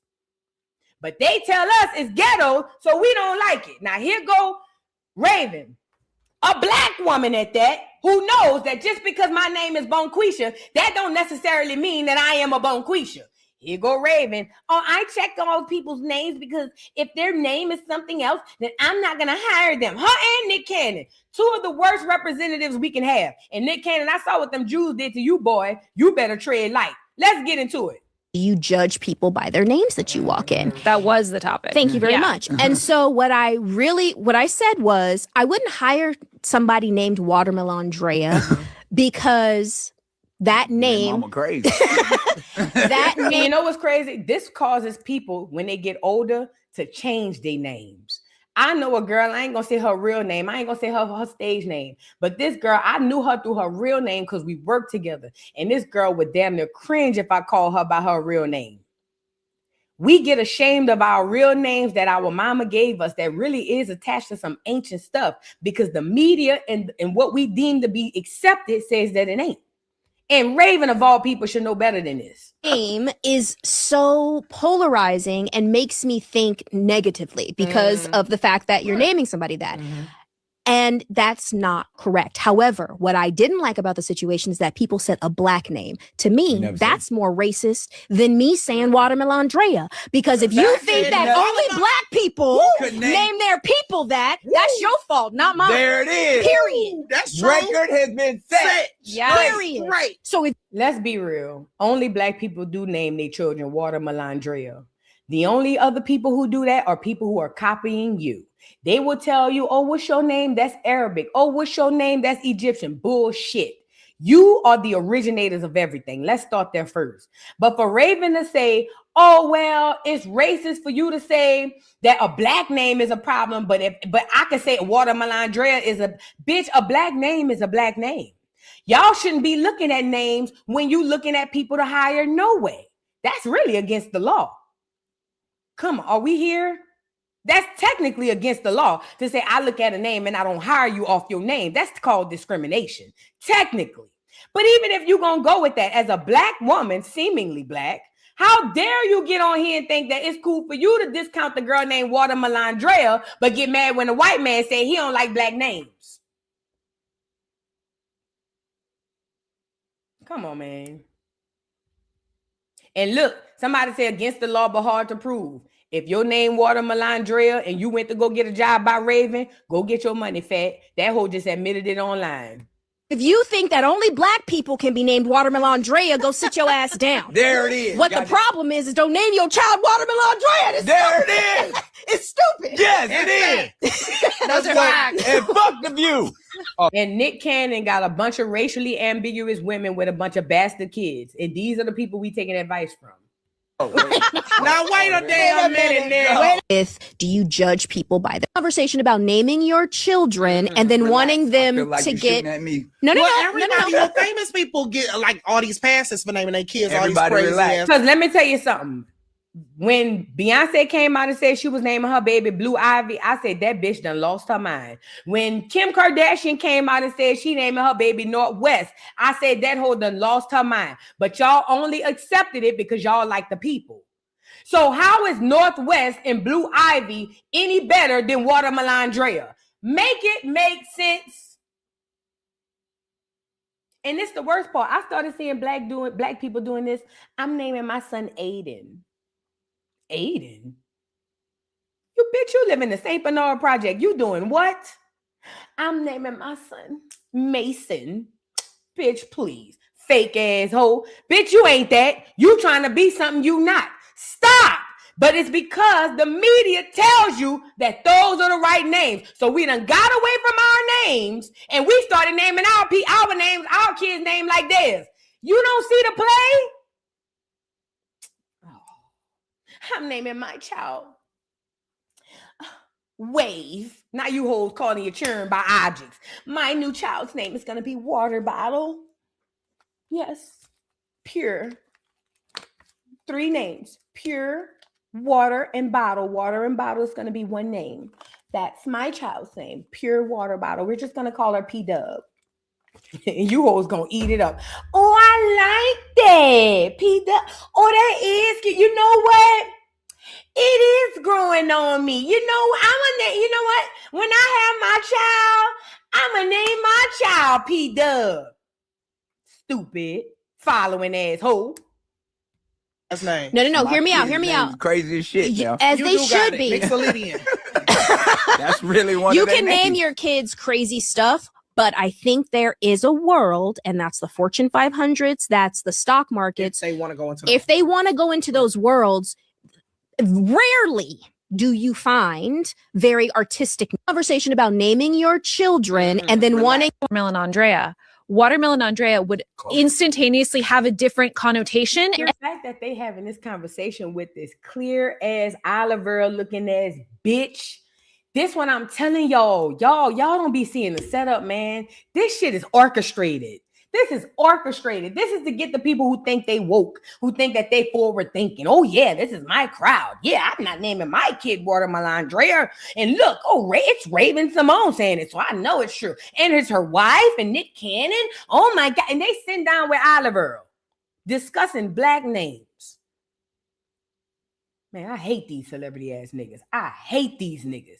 Y'all be mad, man. I hate these niggas. I hate these niggas. I hate celebrity niggas. Not all y'all, but the ones that I see, I hate you niggas. Because I know what y'all doing and my people don't know, but I know I hate you niggas. I hate these niggas. That's why I drag them every chance I get. I literally hate these niggas for real, in real life. I really hate these niggas because I know what they doing. And what makes me mad is y'all don't know what they doing. Y'all don't even see what they doing, bro. And that shit makes me mad. I hate these niggas. Anyways, do not get away from your traditions because of what society deems to be normal. Because as we can see, society is ass backwards. Society got us thinking that something is what it is, that it ain't. Society got us thinking right is wrong and wrong is right. So please do not get caught up in society and its norms. Please, God, no, don't do that. Now, I want to move. Oh, girl, I had to close that tab. Hold on. I didn't mean to, but I need to move on, y'all. Y'all get the likes up on the video. Where are we at on likes? Oh no, not this. Hold on one second. I want to move into Cardi B and her tour. So, girl, Cardi B is going on tour, but let me tell you what Cardi B is doing. Cardi B is trying to deflect from the fact that she incriminated herself yesterday, and we are going to get into it. So, okay, yesterday or day before yesterday, Cardi B goes online and crash out on Tasha K and on the internet because the internet or somebody on the internet said her dad was a prior rapist. And then she went out on Tasha K because Tasha K was interviewing people behind the Stephon Diggs stuff. So she was crashing hard. She was crashing real, real hard. I'm going to show you how she played herself. So how she played herself yesterday was in the middle of her crashing, Cardi B decides to take to Twitter and as she always do, go off, which is cool, but your baby daddy have an open case. You can't be outside doing all type of random, regular, degular, schmegular, crazy stuff. You have to be mindful of the things you say when your baby father has an open case, but not Cardi because she gets in her feelings and she just goes with the move. Well, fast forward, Cardi decides because one of the rumors it wasn't a rumor. So what happened was, let me let y'all see it. Okay, so what happened was Cardi dating Stephon Diggs. He has been accused of strangling his chef, BBL chef, right? But that's Cardi's new baby daddy. And according to her man, she literally went on the internet and announced that this is her man. Okay? So he gets the charge and not charged, but he gets sued for choking out a woman. And the woman said in her lawsuit that his girlfriend reached out to her to tell her it's not worth it going forward with the charges. Now, the girl in the lawsuit never said who the name was. The girl never said who Stephon Diggs' old lady was. She never even told it to us. This was filed inside of the lawsuit. Well, obviously, when the lawsuit drops, YouTubers go and get it, and then they come to the internet and read it. I ain't read it. I'm not that type of y'all girl. Y'all go see Make It Make Sense. He breaks down lawsuits great. Go over there by Mims. I don't do it like that, okay? However, in the lawsuit, the girl details about how his girlfriend contacted her to tell her not to press charges. Well, fast forward, we all doing our content on Stephon Diggs. Not just us, the Clears are doing content on Stephon Diggs. Tasha K doing content. TMZ, hell, even ESPN and the NFL doing content on Stephon Diggs. So Cardi B, with life cramming down on her as it always do, she decides to come on the internet and go off, which was cool. She went off on Tasha K, called her everything but the child of God. She went off on the gay people. She went off on everybody. But in the midst of that, she got upset and told us that she never contacted the girl, but in fact, the girl contacted her. And I'm over here saying, what? How the hell did the girl contact you and why? Not only that, in the midst of that, Cardi posted the receipts, which was supposed to be a receipt, but wasn't. But she posted this receipt, which was a screenshot of the text. And it seems like the girl was responding to something. But Cardi was trying to prove that the girl was hitting her up. And in that text, Cardi put on there that she was talking to the girl every single day. Let's go get it. Now, mind you, he has an open case. Stephon Diggs has an open case. Someone is accusing him of choking her out, strangling her. This could ultimately be the very end of Stephon Diggs' entire football career. But his biggest problem is he got a bird pregnant. And this bird is going to put him in jail. Now, if the universe sees fit for him to lose his career and go to jail, then let it be. Maybe God put Cardi in his life to be his karma. I don't know. However, this bitch is so unhinged. She's trying so hard to prove to a bunch of internet people who don't give a damn about her, this, that, and the third, that she incriminates herself. Let's get into it. So here's the text messages. This is the screenshot. Look what Cardi says. Not once has that woman said anything to me about being touched. Remember, she's posting the screenshot. That's this at the bottom. She's posting the screenshot to tell us that she never contacted the girl. The girl contacted her. Now, this is the craziest part. Nobody said it was Cardi in the official paperwork. Yeah, us bloggers was like, it probably was Cardi. But nobody officially said it was Cardi. Cardi came out here and told us that she was talking to that girl. Before that, it was pure speculation because the lawsuit never said her name and the girl never came out to say who she was talking about. It wasn't until Cardi herself came out and told us that she was talking to this girl. Now look, she says this is her text to describe the screenshot, the receipt. Not once has this woman said anything to me about being touched. Not once. Mind you, we was just talking every single day until she left that house, and she just wrote me this. Pause. Why is you talking every day to his chef? Why would you, Stephon Diggs' girlfriend, what kind of personal relationship would you have with the chef where you're speaking to her every single day? Now, your claim is you talk to her every day and she ain't never told you nothing about being touched. But my question is, go back. Why is you talking to Stephon Diggs' chef every single day? We didn't know that until you told us that. Then the text goes on to say, but I'm just gonna let the courts handle this shit. And when it's done or when it's handled, I want all y'all talking shit on your effing knees with apologies, just as loud as the way y'all been harassing over a lie. And I put that on my 2-month-old son, Lord forbid. And the name of the Lord, that's how confident I am. Now let's read the message. This is supposed to be the message to prove to us that the girl hit her first. She didn't hit the girl. Let's start with the message. I'm so sorry, I can't talk to you. Pause. Who initiates a text and say, I'm so sorry, I can't talk to you? Because you're going to be on the other end like, girl, what? You text me, bitch, what you mean? So that right there tells me that was a conversation. That wasn't no random, hey, girl, I need your help. That was something said before that for her to respond, hey, I'm so sorry, I can't talk to you. Remember, Cardi put this on her baby. Then it says, I didn't say that, especially in the way. Didn't say what? You said you never hit the girl hit you. But then you say y'all talk every day. What is she referring to when she said, I didn't say that, especially in the way it was written? What are you talking about? Please contact my mediator and she will answer anything you need to know. That implies that Cardi was asking information. Hello? I'm going to read it again because the words are very powerful. Y'all don't realize this. Please contact my mediator and she will answer anything you need to know. That tells me that Cardi was fishing for information from that girl. Because why would the girl say that? See, Cardi in her feelings about what a nigga saying online is about to put her nigga in jail. Oh, yay. Oh, yeah, Stephon, you done really stepped in it this time. That gold tip dick done stepped in shit this time. Oh, yes. Because this all going to be used at the courthouse. You got to know it. All it's going to be used.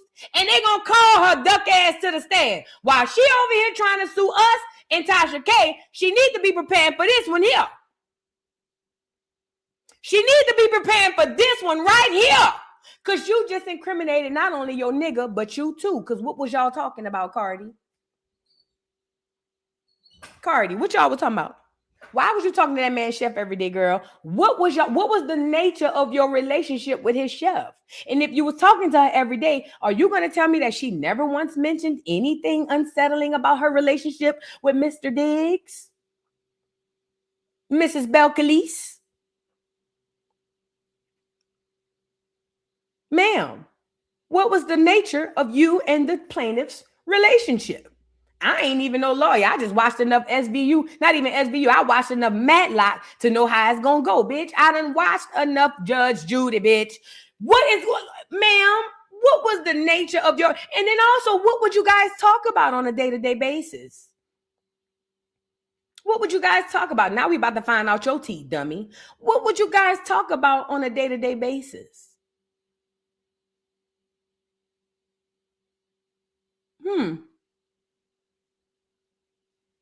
Now we about to get in your business.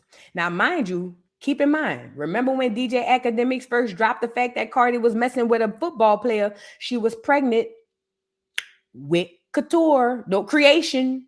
She was pregnant with Creation. Yes, she was. When Academics first dropped the tea that Cardi was messing with another nigga, she was pregnant. Because I remember I came on here and said she let the football nigga feed the baby. Put a 3 in the chat. Put a 3 in the chat. I came on here and told y'all, I said, bitch, you let another nigga feed your baby? And y'all might say feed the baby. That's what we say in New Orleans. That means when you let a nigga skeet off in you and he ain't the daddy of your baby. When you pregnant with a baby in you and you let another nigga skeet off in you, we call that feeding the baby. So I was over here saying, bitch, you let that nigga feed your baby? She been fucking with Stephon. Girl, where y'all been? She been with that nigga. Been. While she was pregnant with the last baby. Nah. Clock that T. So my thing is, what was the nature of your relationship with you and the chef? Y'all been knowing each other? Y'all been rocking? Y'all been dealing? Like, what's T? Because now we about to get in your tea. You gotta be careful when you're doing dirty. How Nene said, you never win when you play dirty. So PR came in finally. They must have got her up alive and was like, Barty, Belcalis, what are you doing, girl? You crazy. You gonna blow the whole thing. What is going on?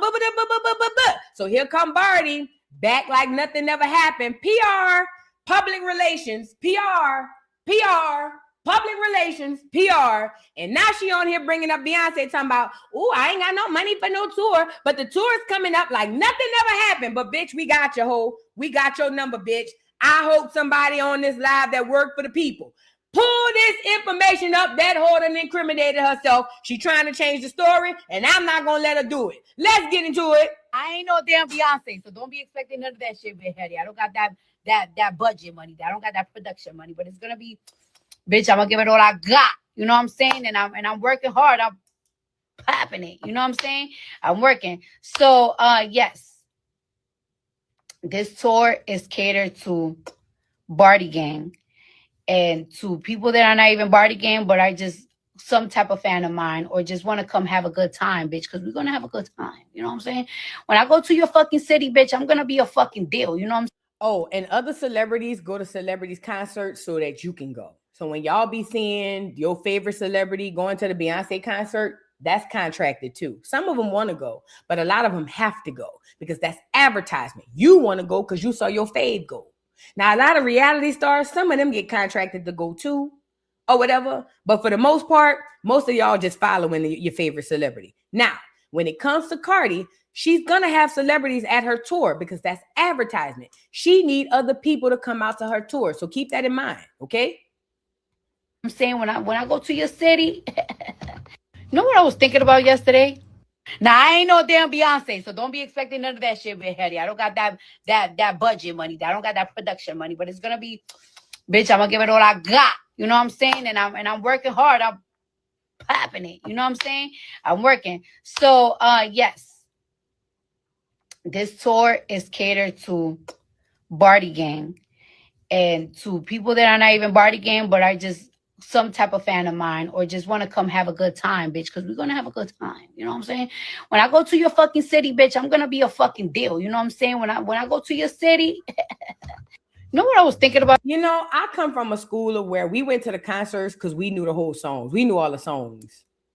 Y'all don't even be knowing the songs on this whole shit. Y'all be... I know why, because most people live in the metaverse. They don't go to the concert to be there. They go to the concert to do this. No more will you be the one. That's what you tell everyone around you. Because you know they heard it all before. And the whole time, they physically there, but in their minds, they in hell. So y'all don't even be going for music no way. Y'all be going to do this. When love won't let you walk away, you can't help who you love. And y'all don't even know the music no more. So what y'all be singing? See, back in my day, we used to go to see. We won't see the person that we've been listening to all this time. You see what I'm saying? We used to want to go see. We need to hear it in public. We need to get the energy. We need to feel it. Girl, I want to be next to Keisha with my head up and my chin up hollering, sent from heaven. Bitch, I want to go get sent from heaven. Y'all don't do that when y'all go to shows. Y'all be like this. I mean, I guess. So I guess the tour gonna be lit. But Cardi, I'm not gonna let you deflect from the fact that you incriminated not only yourself, but your nigga, bitch. Yay. Now welcome to the party. You late.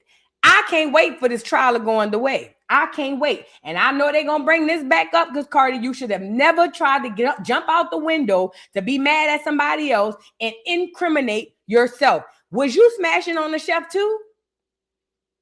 It's given y'all was over there having a lifestyle party. It's given Diddy. It's given Diddy. Hello? Because see, that's y'all problem. Y'all think Diddy is one in a million. Y'all think Diddy is one of one. All them niggas. I can't wait. You done tore your drawers, bitch. You done tore your drawers. I can't wait. They gonna get your ass, bitch. They on you. As they should be. They on you. I'm so ready to get Cardi up out of here. I am so ready to get her out the paint. I'm over her. I'm beyond over her. I'm ready for her to go. Like, and never come back. For real, for real. She's just a distraction. She's a nuisance, a cosplaying ass bitch. I'm just ready for her to go. I'm just over her. Anyways, let's move on. Carrie Bryant. Is that how you say the whole name? Jamal Bryant wife, the $2 whore. I didn't call her that. And let me say this. The preacher didn't call that lady that neither. Y'all got to stop. Y'all going around saying that preacher, that man called that lady a $2 whore. That man didn't call her a $2 whore. He said Jamal Bryant had his wife presented like a $2 whore. Y'all get caught up on the nouns and forget the adjectives, the words that describe the noun, the conjunctions, the adverbs, and all that other stuff. Y'all got to go back to elementary school reading. I'm telling you, I go back to when I first learned how to read in order to understand comprehension. He didn't call her a $2 hoe. He said the pastor presented his wife like a $2 hoe. He even went beyond that and clarified, I'm not calling her a $2 hoe. What I'm saying is her husband presented her as such. Then he even followed up and said, my wife wouldn't have done it. That's what he said. I know what he said because I was there when he said it. I know what he said because I was there when he said it. But then I go on YouTube. Oh, I can't believe this pastor behind the pulpit called this lady a $2 hussy. Well, she came behind the pulpit with the BBL sucking dick. Why we can't call her a $2 hoe? And it's the worst part. The man didn't call her a $2 hoe. He said Jamal Bryant presented her as a $2 hoe. But when did it come a bad thing to call it how we see it? She is a hoe. Have you heard her past? Have you heard how she got with the nigga? She is a hoe. We're not about to erase the hoe, and I'm not going to let you do it. Y'all trying to erase the hoe, and I refuse to let you do it. She's a hoe. No. You think because you get a title, the wholeness get deleted? No, Drea. Oh, no. That don't go like that. A hoe is a hoe. God created them. God created the hoes too. I'm not gonna let y'all erase the hoes. She is a hoe. $2, I don't know, but a hoe nonetheless. Yay, yay, yeah. You don't get to do hoe activities and excommunicate yourself from the title. You either a hoe or you not. If you do hoe activities, then guess what? Like Ludacris said, you's a hoe. I know I had some hoe activities in my day. We've all had hoe activities, most of us. If you haven't, I feel sorry for you. But I'm not going to let y'all release or delete the hoe. She exists. She's a real person. She deserves her flowers. Okay? What I'm not going to let you guys do is get rid of paper genocide the hoe. I'm not going to let you do it. That's part of my calling. The hoes exist, and they need to be recognized as such. Okay? Let's be clear. Now, the $2 hoe came on the internet on this lady. I don't even know who she is. And she over there responding to the dress situation. Now, mind you, your husband got on the pulpit and told us that he bought the dress. So the pastor addressed him as a pastor and as a man and as a husband and said, you presented your wife like trash. That's all he said. So he addressed the man. But obviously, she has some responses to it. Okay? And let's get into what she have to say about all the backlash of her response, okay? Y'all like the video, girl. I'm so tired of these people. And pastors are celebrities too. Jamal Bryant is a bad bill celebrity. Wasn't he over there telling Cam Newton that he liked the way his legs look, gay ass punk? Have even a sliver of doubt before you walked out to go to the event about the dress and that it might create a stir? People have said, oh, you know, she knew it would get this reaction. My ego is not that big. Wow. I don't dress for people. I dress for myself and for my husband. I am... That is a lie. Black women, stop. Women, stop lying. You done lied to yourself so much, you starting to believe that shit. You a motherfucking lie. No woman gets dressed solely for herself. Everything you do, from your hair to your makeup to your jewelry to your shoes and your bag, you put it on so the next bitch could look and be like, oh, that's bad. Stop lying. Stop lying. Stop lying. Women don't even dress for men. Women dress for other women. Stop lying. Stop lying. Y'all lying. I got this BBL for myself. You a bald head lie, bitch. You lying. You lying. You lying. You lying. Women dress for other women. They don't even dress for other men. I wore this for me and my husband. Well, bitch, y'all should have did a candlelight dinner at the crib. You put it on so the people could see you and it could go viral and we could do this. Stop lying. Y'all done repeated this shit so much y'all really believe it. You not dressing for you. You lying. You lying. You didn't go buy that car for you. You didn't go buy that wig for you. You didn't go buy that makeup for you. You didn't go buy that outfit for you. You bought that shit so you could put it on and walk outside and the next hoe could be like, damn. I ain't gonna lie, that bitch look good though. Oh, hey girl, where you get, that's why you did it. Stop lying. Make America honest again. Y'all gotta stop lying to yourself. A wife, yeah. Somebody said dressing for another woman, isn't it gay? No, it's the same way men compete with each other over women. That's the way we compete with each other over men. It's the same way men compete with each other over women by getting a better job, making the most money. That's the exact same way women compete with each other over men. We have to express ourselves with our beauty so that you would choose us. So while you go compete with the money, we competing with the looks. So you can see us and say, I like you, I want her. That's the whole gist of this thing. Any woman telling you different, she a bald head lie. She's lying. And she might have lied to herself enough to where she believed that shit. She lying. Even if she gay, you put that shit on so the next bitch could see you and say, I like that. So no, it's not gay. It's kind of competition on the low. I'm a wife, I'm a daughter, I have a doctorate, I'm a professor. There are plenty of things that I do. And the challenge is we often want to see a woman be one-dimensional. I am multi-dimensional. I carry multiple titles. Now, what you choose to call me on whatever day is fine for whatever that might be. But I think that there is this idea that a woman can only be one thing. And once I happen to marry a pastor pastor. I happen to fall in love with. No. And that's the problem. I told y'all Americans in America are making right wrong and wrong right. First and foremost, when you decide to become a pastor, you are a pastor first. And I know y'all gonna say that's not true, Vu. You a man first. Okay. Tell that to God. When you decide to be a leader of a church, how y'all hierarchy say? Father, son, head of household, then the wife. Why the hierarchy change now? Because it benefits you? Bring the hierarchy back.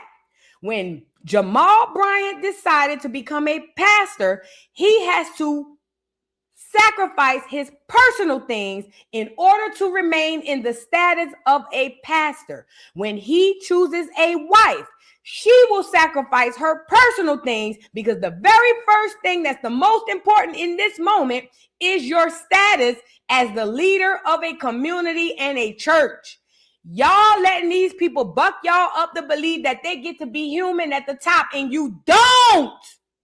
I'm not saying you don't get to have human experiences. I'm not saying you don't get to mess up. What I'm telling you is, with great responsibility, with great responsibility, or how does the saying go? So those who's given to have a lot of accountable for, y'all know what I'm talking about. When you take on a position, you get a lot, but you pay for it in return, okay? Nothing is free. So if you want to be a billionaire, you lose your freedom just walking around the streets like you're a random regular degular. That's the price you pay for having $1 billion.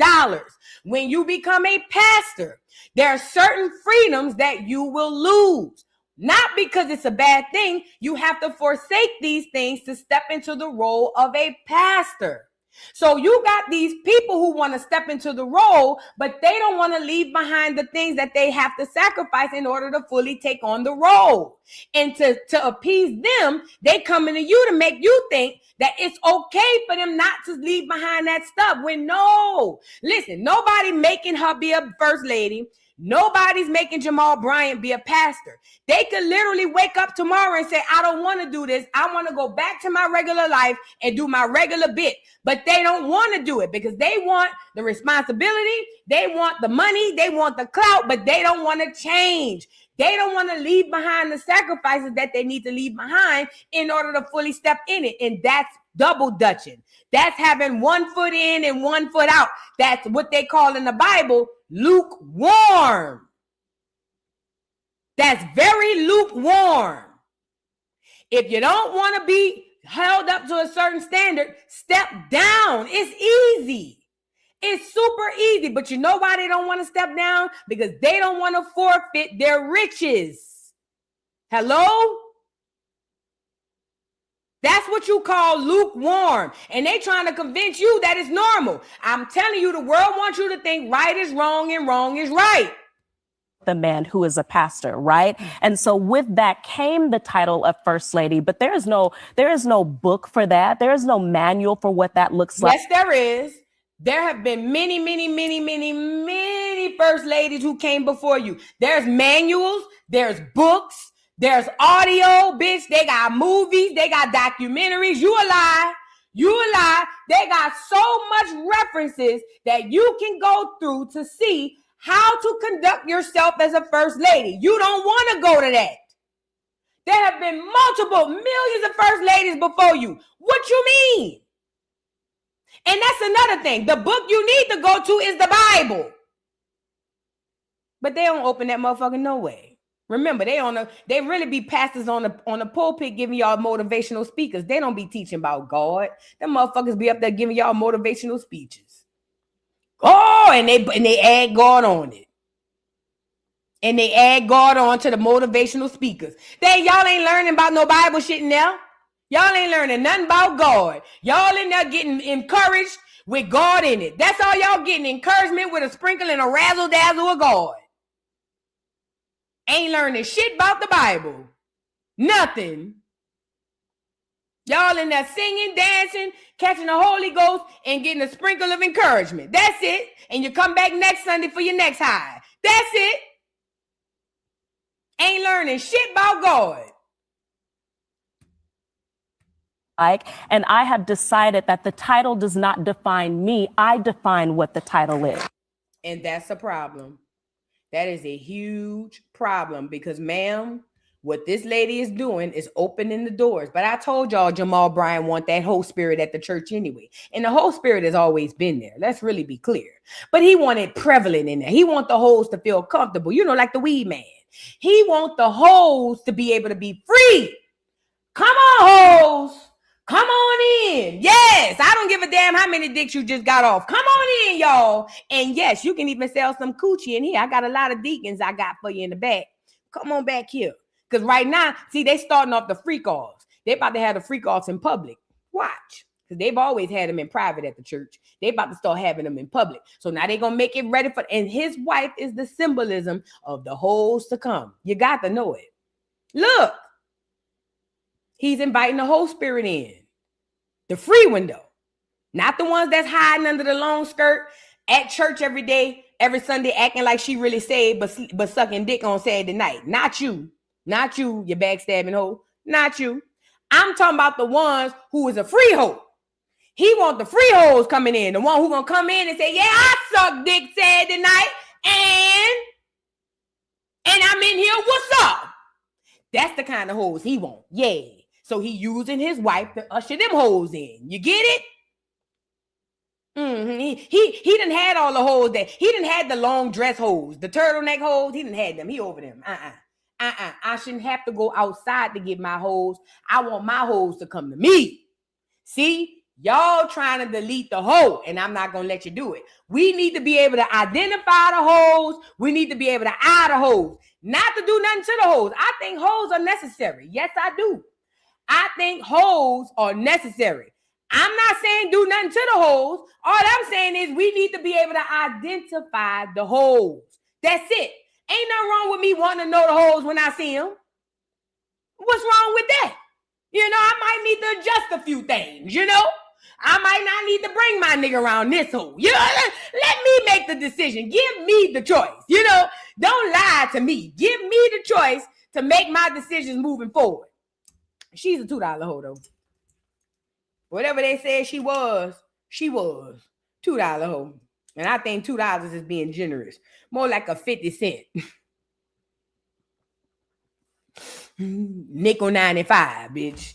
Nickel 95 asshole, bitch. Girl, blah. I know. Listen, they say the church is the final form of wholeness, and I believe them.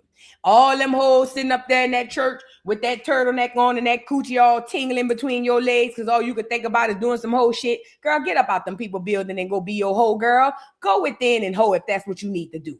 Stop being in them people building thinking God gonna forgive you. He know your heart. He know you a hoe at the heart. He know you a hoe at the heart. Stop lying to God, girl. Just go out and do you, girl. Stop lying. Stop playing with God. He don't like that no way. Come back when you're really ready. For real. Don't come back when you're lukewarm. He don't like that. Come back when you're ready for real. Stop playing in the church. Yeah.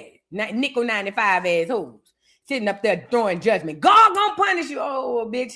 Well, he sure done punished you. If he gonna punish me, girl, I hate to see what he did to you, child. That's the people throw the Bible verse at. Oh, you're going to hell. Oh, God gonna punish you. Well, I take it. Tippy Tip. Y'all, did y'all see Tip did a comedy tour? Tip. Hold on. So Tip did a comedy tour, y'all. Let's get into it. Get the likes up on the video. So Tip does a comedy tour, T.I., and this is my problem. First of all, let me start by saying this. Because of the internet, we have blended genres, and there's little to no respect for people who make it through the fast track, or from the people who make it through the fast track. And not all. I think some of them are. But a lot of people are switching into different genres of entertainment and not realizing this is not for you. Just because you are good here doesn't necessarily mean you're good there. Now, all of us aren't as good as the rest of us, right? Some of us have a way to tap into multiple potentials at one time and be great at it. I'll give you an example. Deion Sanders. He was able to play professional football and professional baseball at the same time and be great at both. Michael Jordan, even though he wasn't that good at baseball, he was still able to do it. Barry Sanders is another one. Professional football, professional baseball. Some athletes can actually rap. Very few, but some of them have different talents. Some of them can sing. But for the most part, you typically tap into your one source of I don't want to call it genius, but your gift, and that's just what it is. Tip has a gift, and his gift is the gift of gab. It just comes out in rap, and sometimes it comes out in when he talks. Tip's gift is not a rapper. His gift is the gift of gab. So I understand why Tip thought I can take this gift of gab and turn it into comedy. But when you do that with no respect to the game that you're walking into and also no real gift, then there's a problem, Tip. Because although you can give us 50,000 10-letter words, supercalifragilistic, expialidocious shit, we don't think you funny, bruh. I have never seen outtakes of a clip. I have never seen just some random live where niggas was just somewhere knee slapping, laughing at you. You not a funny nigga, funny looking nigga, but you not funny. You an old Martin Luther King voice having ass nigga. Nobody want to hear no nigga carrying his note like an alto telling a joke. It just does something to the psyche. I'm telling you the real truth. Listen, I'm being funny, but I'm being truthful.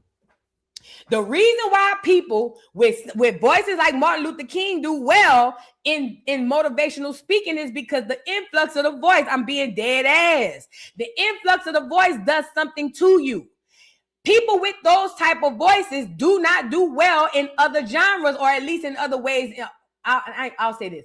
They don't do well in other emotions because it already has an emotion that is attached to. This is why Martin Luther King can say, I have a dream. And it really make you feel something like, oh shit, I really do have a dream. This is why Tip could get on here and say supercalifragilisticexpialidocious and say expeditiously. And we all sitting up there thinking at one point, this nigga really smart. Nah, that nigga just learned a few words. He got the gift of gab. Tip really thought, I don't know, maybe because his kids might laugh at him. I don't know. But for some odd reason, he really, truly thought he can step into comedy. But I want to be the first person to tell Tip, you are not a funny nigga. You have never been a funny nigga. And I don't care who you done made laugh growing up. Making people laugh in real life does not equate to stand-up comedy. It doesn't. It never has, and it never will. Now, this is the gag. There are some people who have never done stand-up comedy that can do stand-up comedy and do great. These are people who have a gift that they didn't even know they have. But for the most part, just because you good here don't mean you could jump into the world of stand-up comedy, nigga. You not funny. Listen, to be a stand-up comedian is bigger than just being funny. You have to have a gift to literally make people laugh. Nigga, that's a gift that everybody can't do. Everybody don't have it.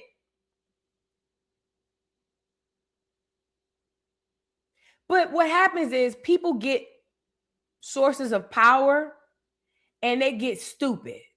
Because somebody like Tip got so much money and so much power, he really, really, really think he could do whatever he want to do. And the fact of the matter is, Tip, you can't. Nigga, you trash. Put out a new album, my nigga. Other than that, shut your duck ass up. We don't want to see you try to make us laugh. You not a funny nigga. You just not. And then the nigga went got him a fake. He must have went watch Eddie Murphy Raw. He had to go watch Eddie Murphy's Raw. If y'all ever seen Eddie Murphy's Raw, Eddie Murphy wore this red. Let me go see if I can pull it up. Eddie Murphy wore this red patent leather. It really it changed the game of comedy when he do it. When he wore it in the 80s. Eddie Murphy wore this red patent leather jumpsuit, or not jumpsuit. Hold on, let me spell it out. He wore this red patent leather two-piece, tracksuit kind of, and it literally transcended comedy. Not only comedy, but the way people dressed when they went and did shows. Here you go. Oh, okay, it's blue. But he wore one red too, because he started making them his signature looks. Y'all see Eddie Murphy?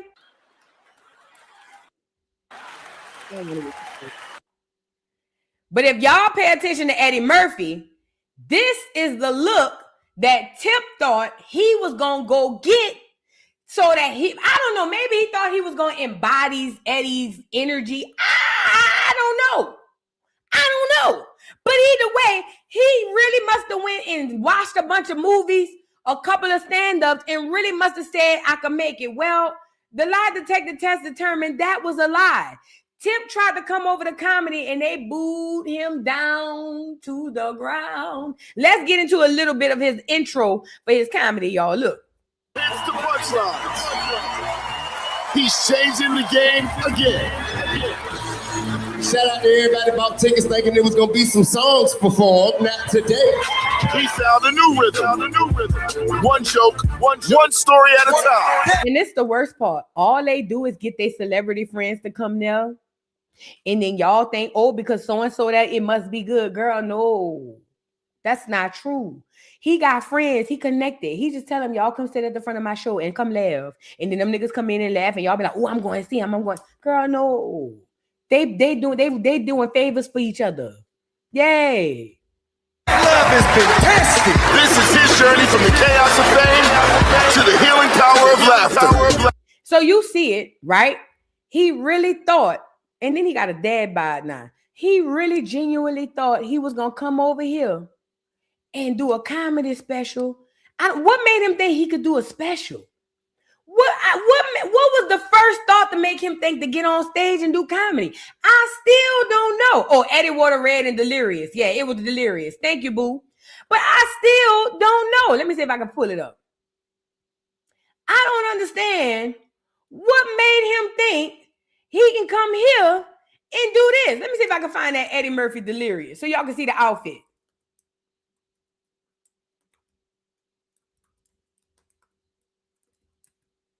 Is that how you spell it? Girl, I don't know. He really thought he could just put the outfit on and come out here and them people booed his ass. Here you go.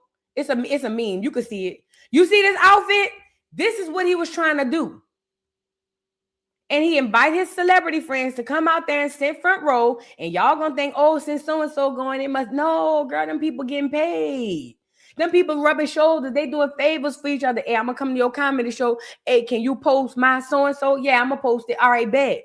And y'all think these people genuinely, oh, my friend, I love your comedy. No, they don't. That's a commercial, girl.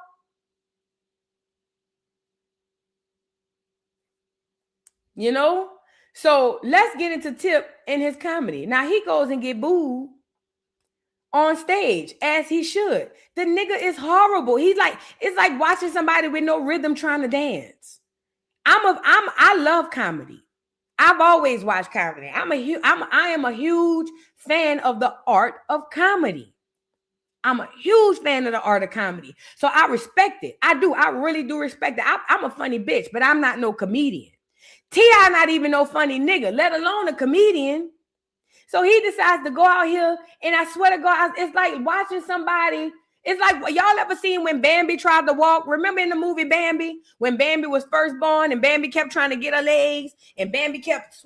I remember it's an old movie from the 90s called Bambi. Bambi got born, and when Bambi got born, she was just trying to. Bambi couldn't walk, so the legs kept doing this.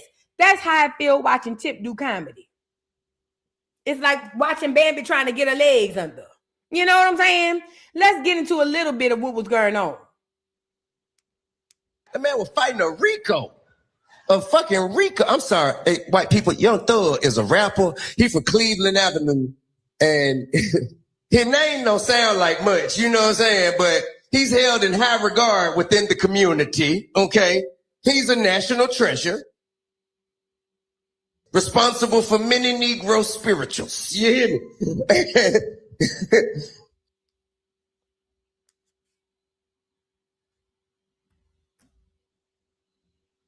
What y'all think?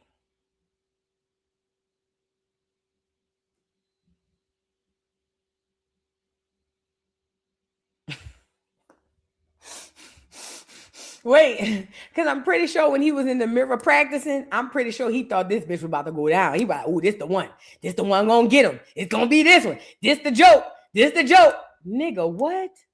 I swear to God, I wish I was sitting in the front with a real tomato. I swear to God. I wish I was sitting in the front with a real live tomato. I ain't bullshitting. I ain't lying. I ain't lying. Nigga, what did you just say? Then you trying to explain this shit as if it's something, oh, we missing. Nigga, what? Are you insane? Well, the people booed his ass. Hold on. Let me show y'all. They booed his ass. Matter of fact, I can pull it up on this video. So 50 saw it. 50 saw it and 50 started posting. You know, he leaving Clarissa alone as he should. 50 saw it and he started posting it. And he posted this video of this guy who was basically like, T.I. went out there and got booed. Hold on. Yeah, let me just pull it from here. So the guy came on there and shared it with 50 and was like, Fifth, you seen this nigga Tip got booed? Hold on. Look, check this out. Because it went viral. Aries Spears spoke on it, which I'm not a fan of, but he was true. He was right. There's a comedy. When you come in a comedy, you got to pay respect, and you can't come in like you big macho and you this, that, and the third. Nigga, you got to come in humble. You got to learn. You got to be a forever student. But according to Aries Spears, he said T.I. came in that bitch like he owned the place. Like he didn't need nothing from nobody. Like he had it all figured out. So 50 Cent saw that he bombed, and 50 Cent posted this dude saying this. I don't know who this is, but this is what 50 Cent posted. You think that was bad, nigga? Look at this shit. Went to the Barclays, a comedy show. Tip was there. And they violated. Booed the shit out of him. I'm gonna tell you why I say that. Listen, man, I'm gonna give you. I'm gonna give you. If you see your favorite motherfucking celebrity, do yourself, do me, and the celebrity a favor. Before you go approach these people, think about what the fuck you gonna say. You understand what I'm saying? I'm gonna tell you what happens. Imagine sit down in the family. For the niggas up there in the nosebleed violating. And I see a motherfucker in my periphery doing shit like this. Nah, they violating.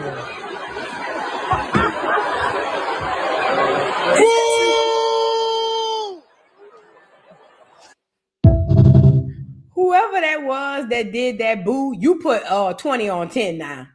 Whoever the nigga was that hit the boo, you put an extra hard on it now.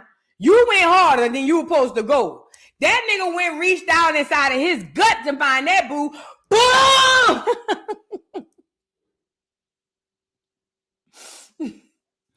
Tip, he must be bored.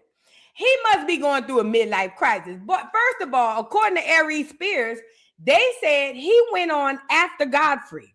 First of all, what the hell is Tip doing at the Barclays? What in the hell? This how you know it's about who you know and not what you know. Because what in the hell is Tip doing at the Barclays? He can't even make niggas laugh in a corner pub in Atlanta. Why is this nigga at the Barclays? Then on top of that, they say he went behind Godfrey, the comedian. Nigga, you know you screwed up. I don't know if y'all know this, but it's the same thing in any type of show business. You never go behind the best person. If the best person go before you, don't go. Because the way it works is the best person on any bill, they get the audience adrenaline and they all they shit up to where they excited. And if you can't keep that audience at that level, they will literally want to kill you. So you never go on after any headliner. I don't care if it's music. I don't care if it's comedy. I don't give a damn if it's tic-tac-toe. After the headliner go off, you never go on. And then Tip goes on after the headliner, which was Godfrey. And then Because now the crowd is waiting for the same level of laughter that they got from the last person. But I know what happened to Tip. He's Tip, the rapper. He probably told the people, I want to close. Mind you, Tip is not a comedian. He's a rapper. However, he has more skin in the business game because of how long he's done rapping and acting. So I can be pretty positive. Tip went and told them people, I want to close. And the people was like, you sure? And he was like, yeah, I want to close. And they let him close. And I'm pretty positive Godfrey was in the back somewhere laughing his ass off. As he should. Because if you knew about the game, you would know. But listen, he didn't even have to know about the comedy game. A lot of y'all don't realize that you are already equipped for everything you need. As an artist, as a rapper, Tip is used to being a headliner. He knows that after he goes off, unless you Jay-Z or Beyonce, bitch, ain't too many motherfuckers go behind me. If Tip had only applied his knowledge in the rap game to the comedy game, he would have known I'm not going to go behind no Godfrey because he the headliner.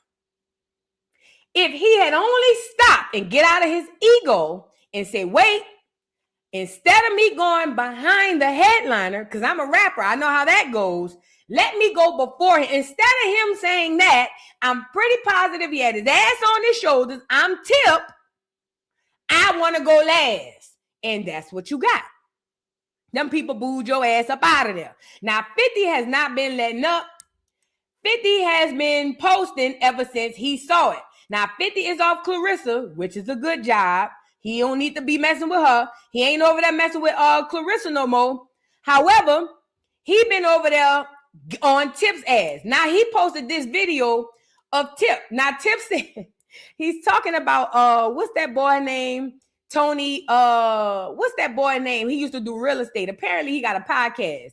So he does this podcast with Tip, and he's asking Tip about bombing at the show and about why 50 Cent posted him. So 50 reposted this video and said, everybody's a podcaster. That fool was doing real estate. What's the boy name? Tony the Closer. That's his name, Tony the Closer.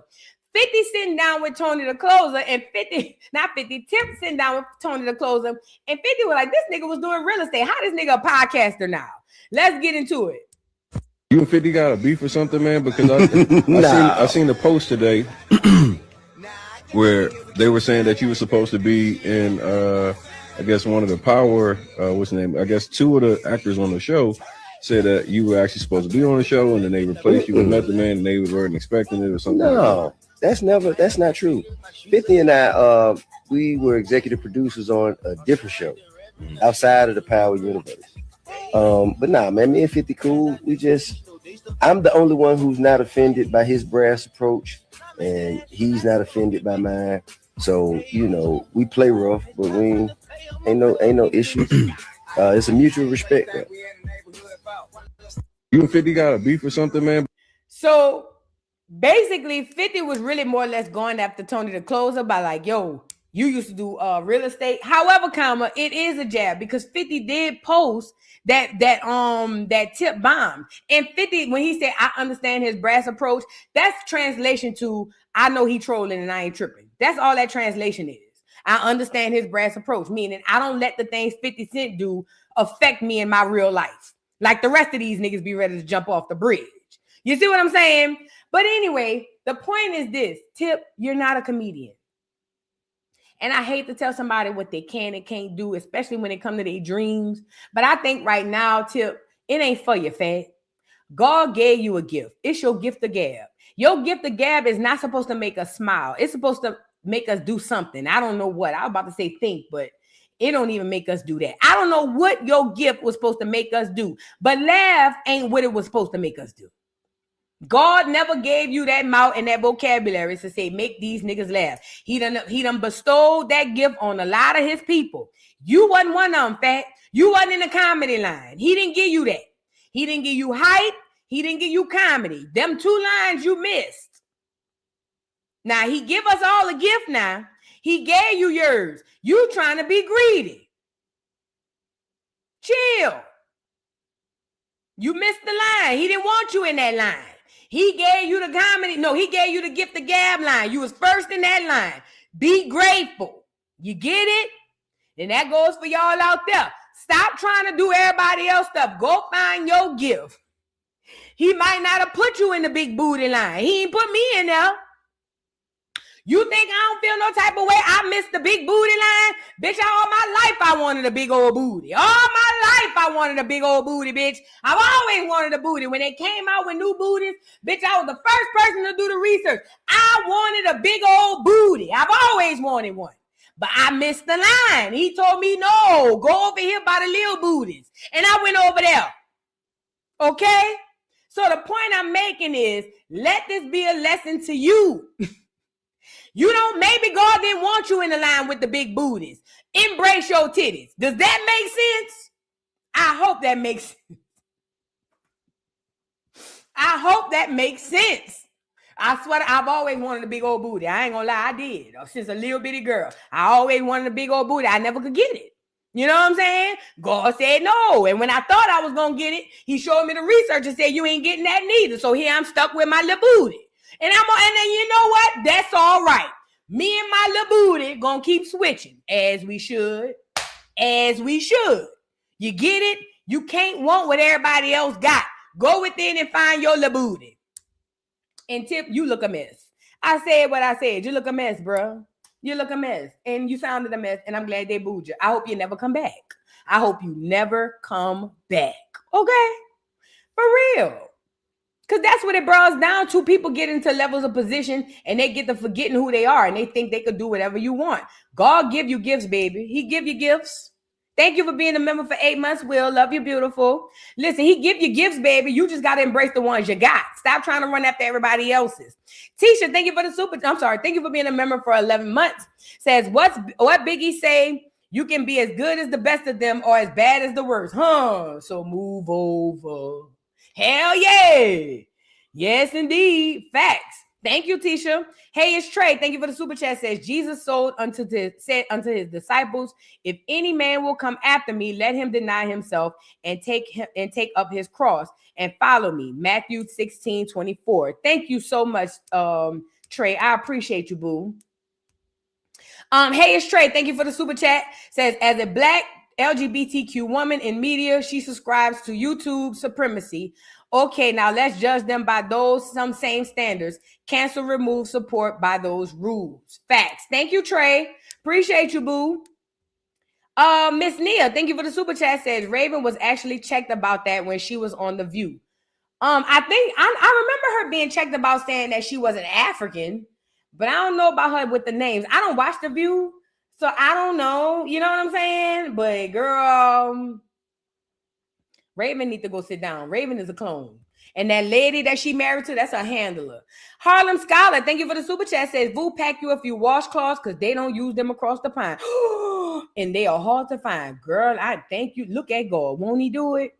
Because, bitch, let me tell you something. If I'd have got out there and I ain't had nothing to wash off my ass, bitch, I wouldn't have been no good.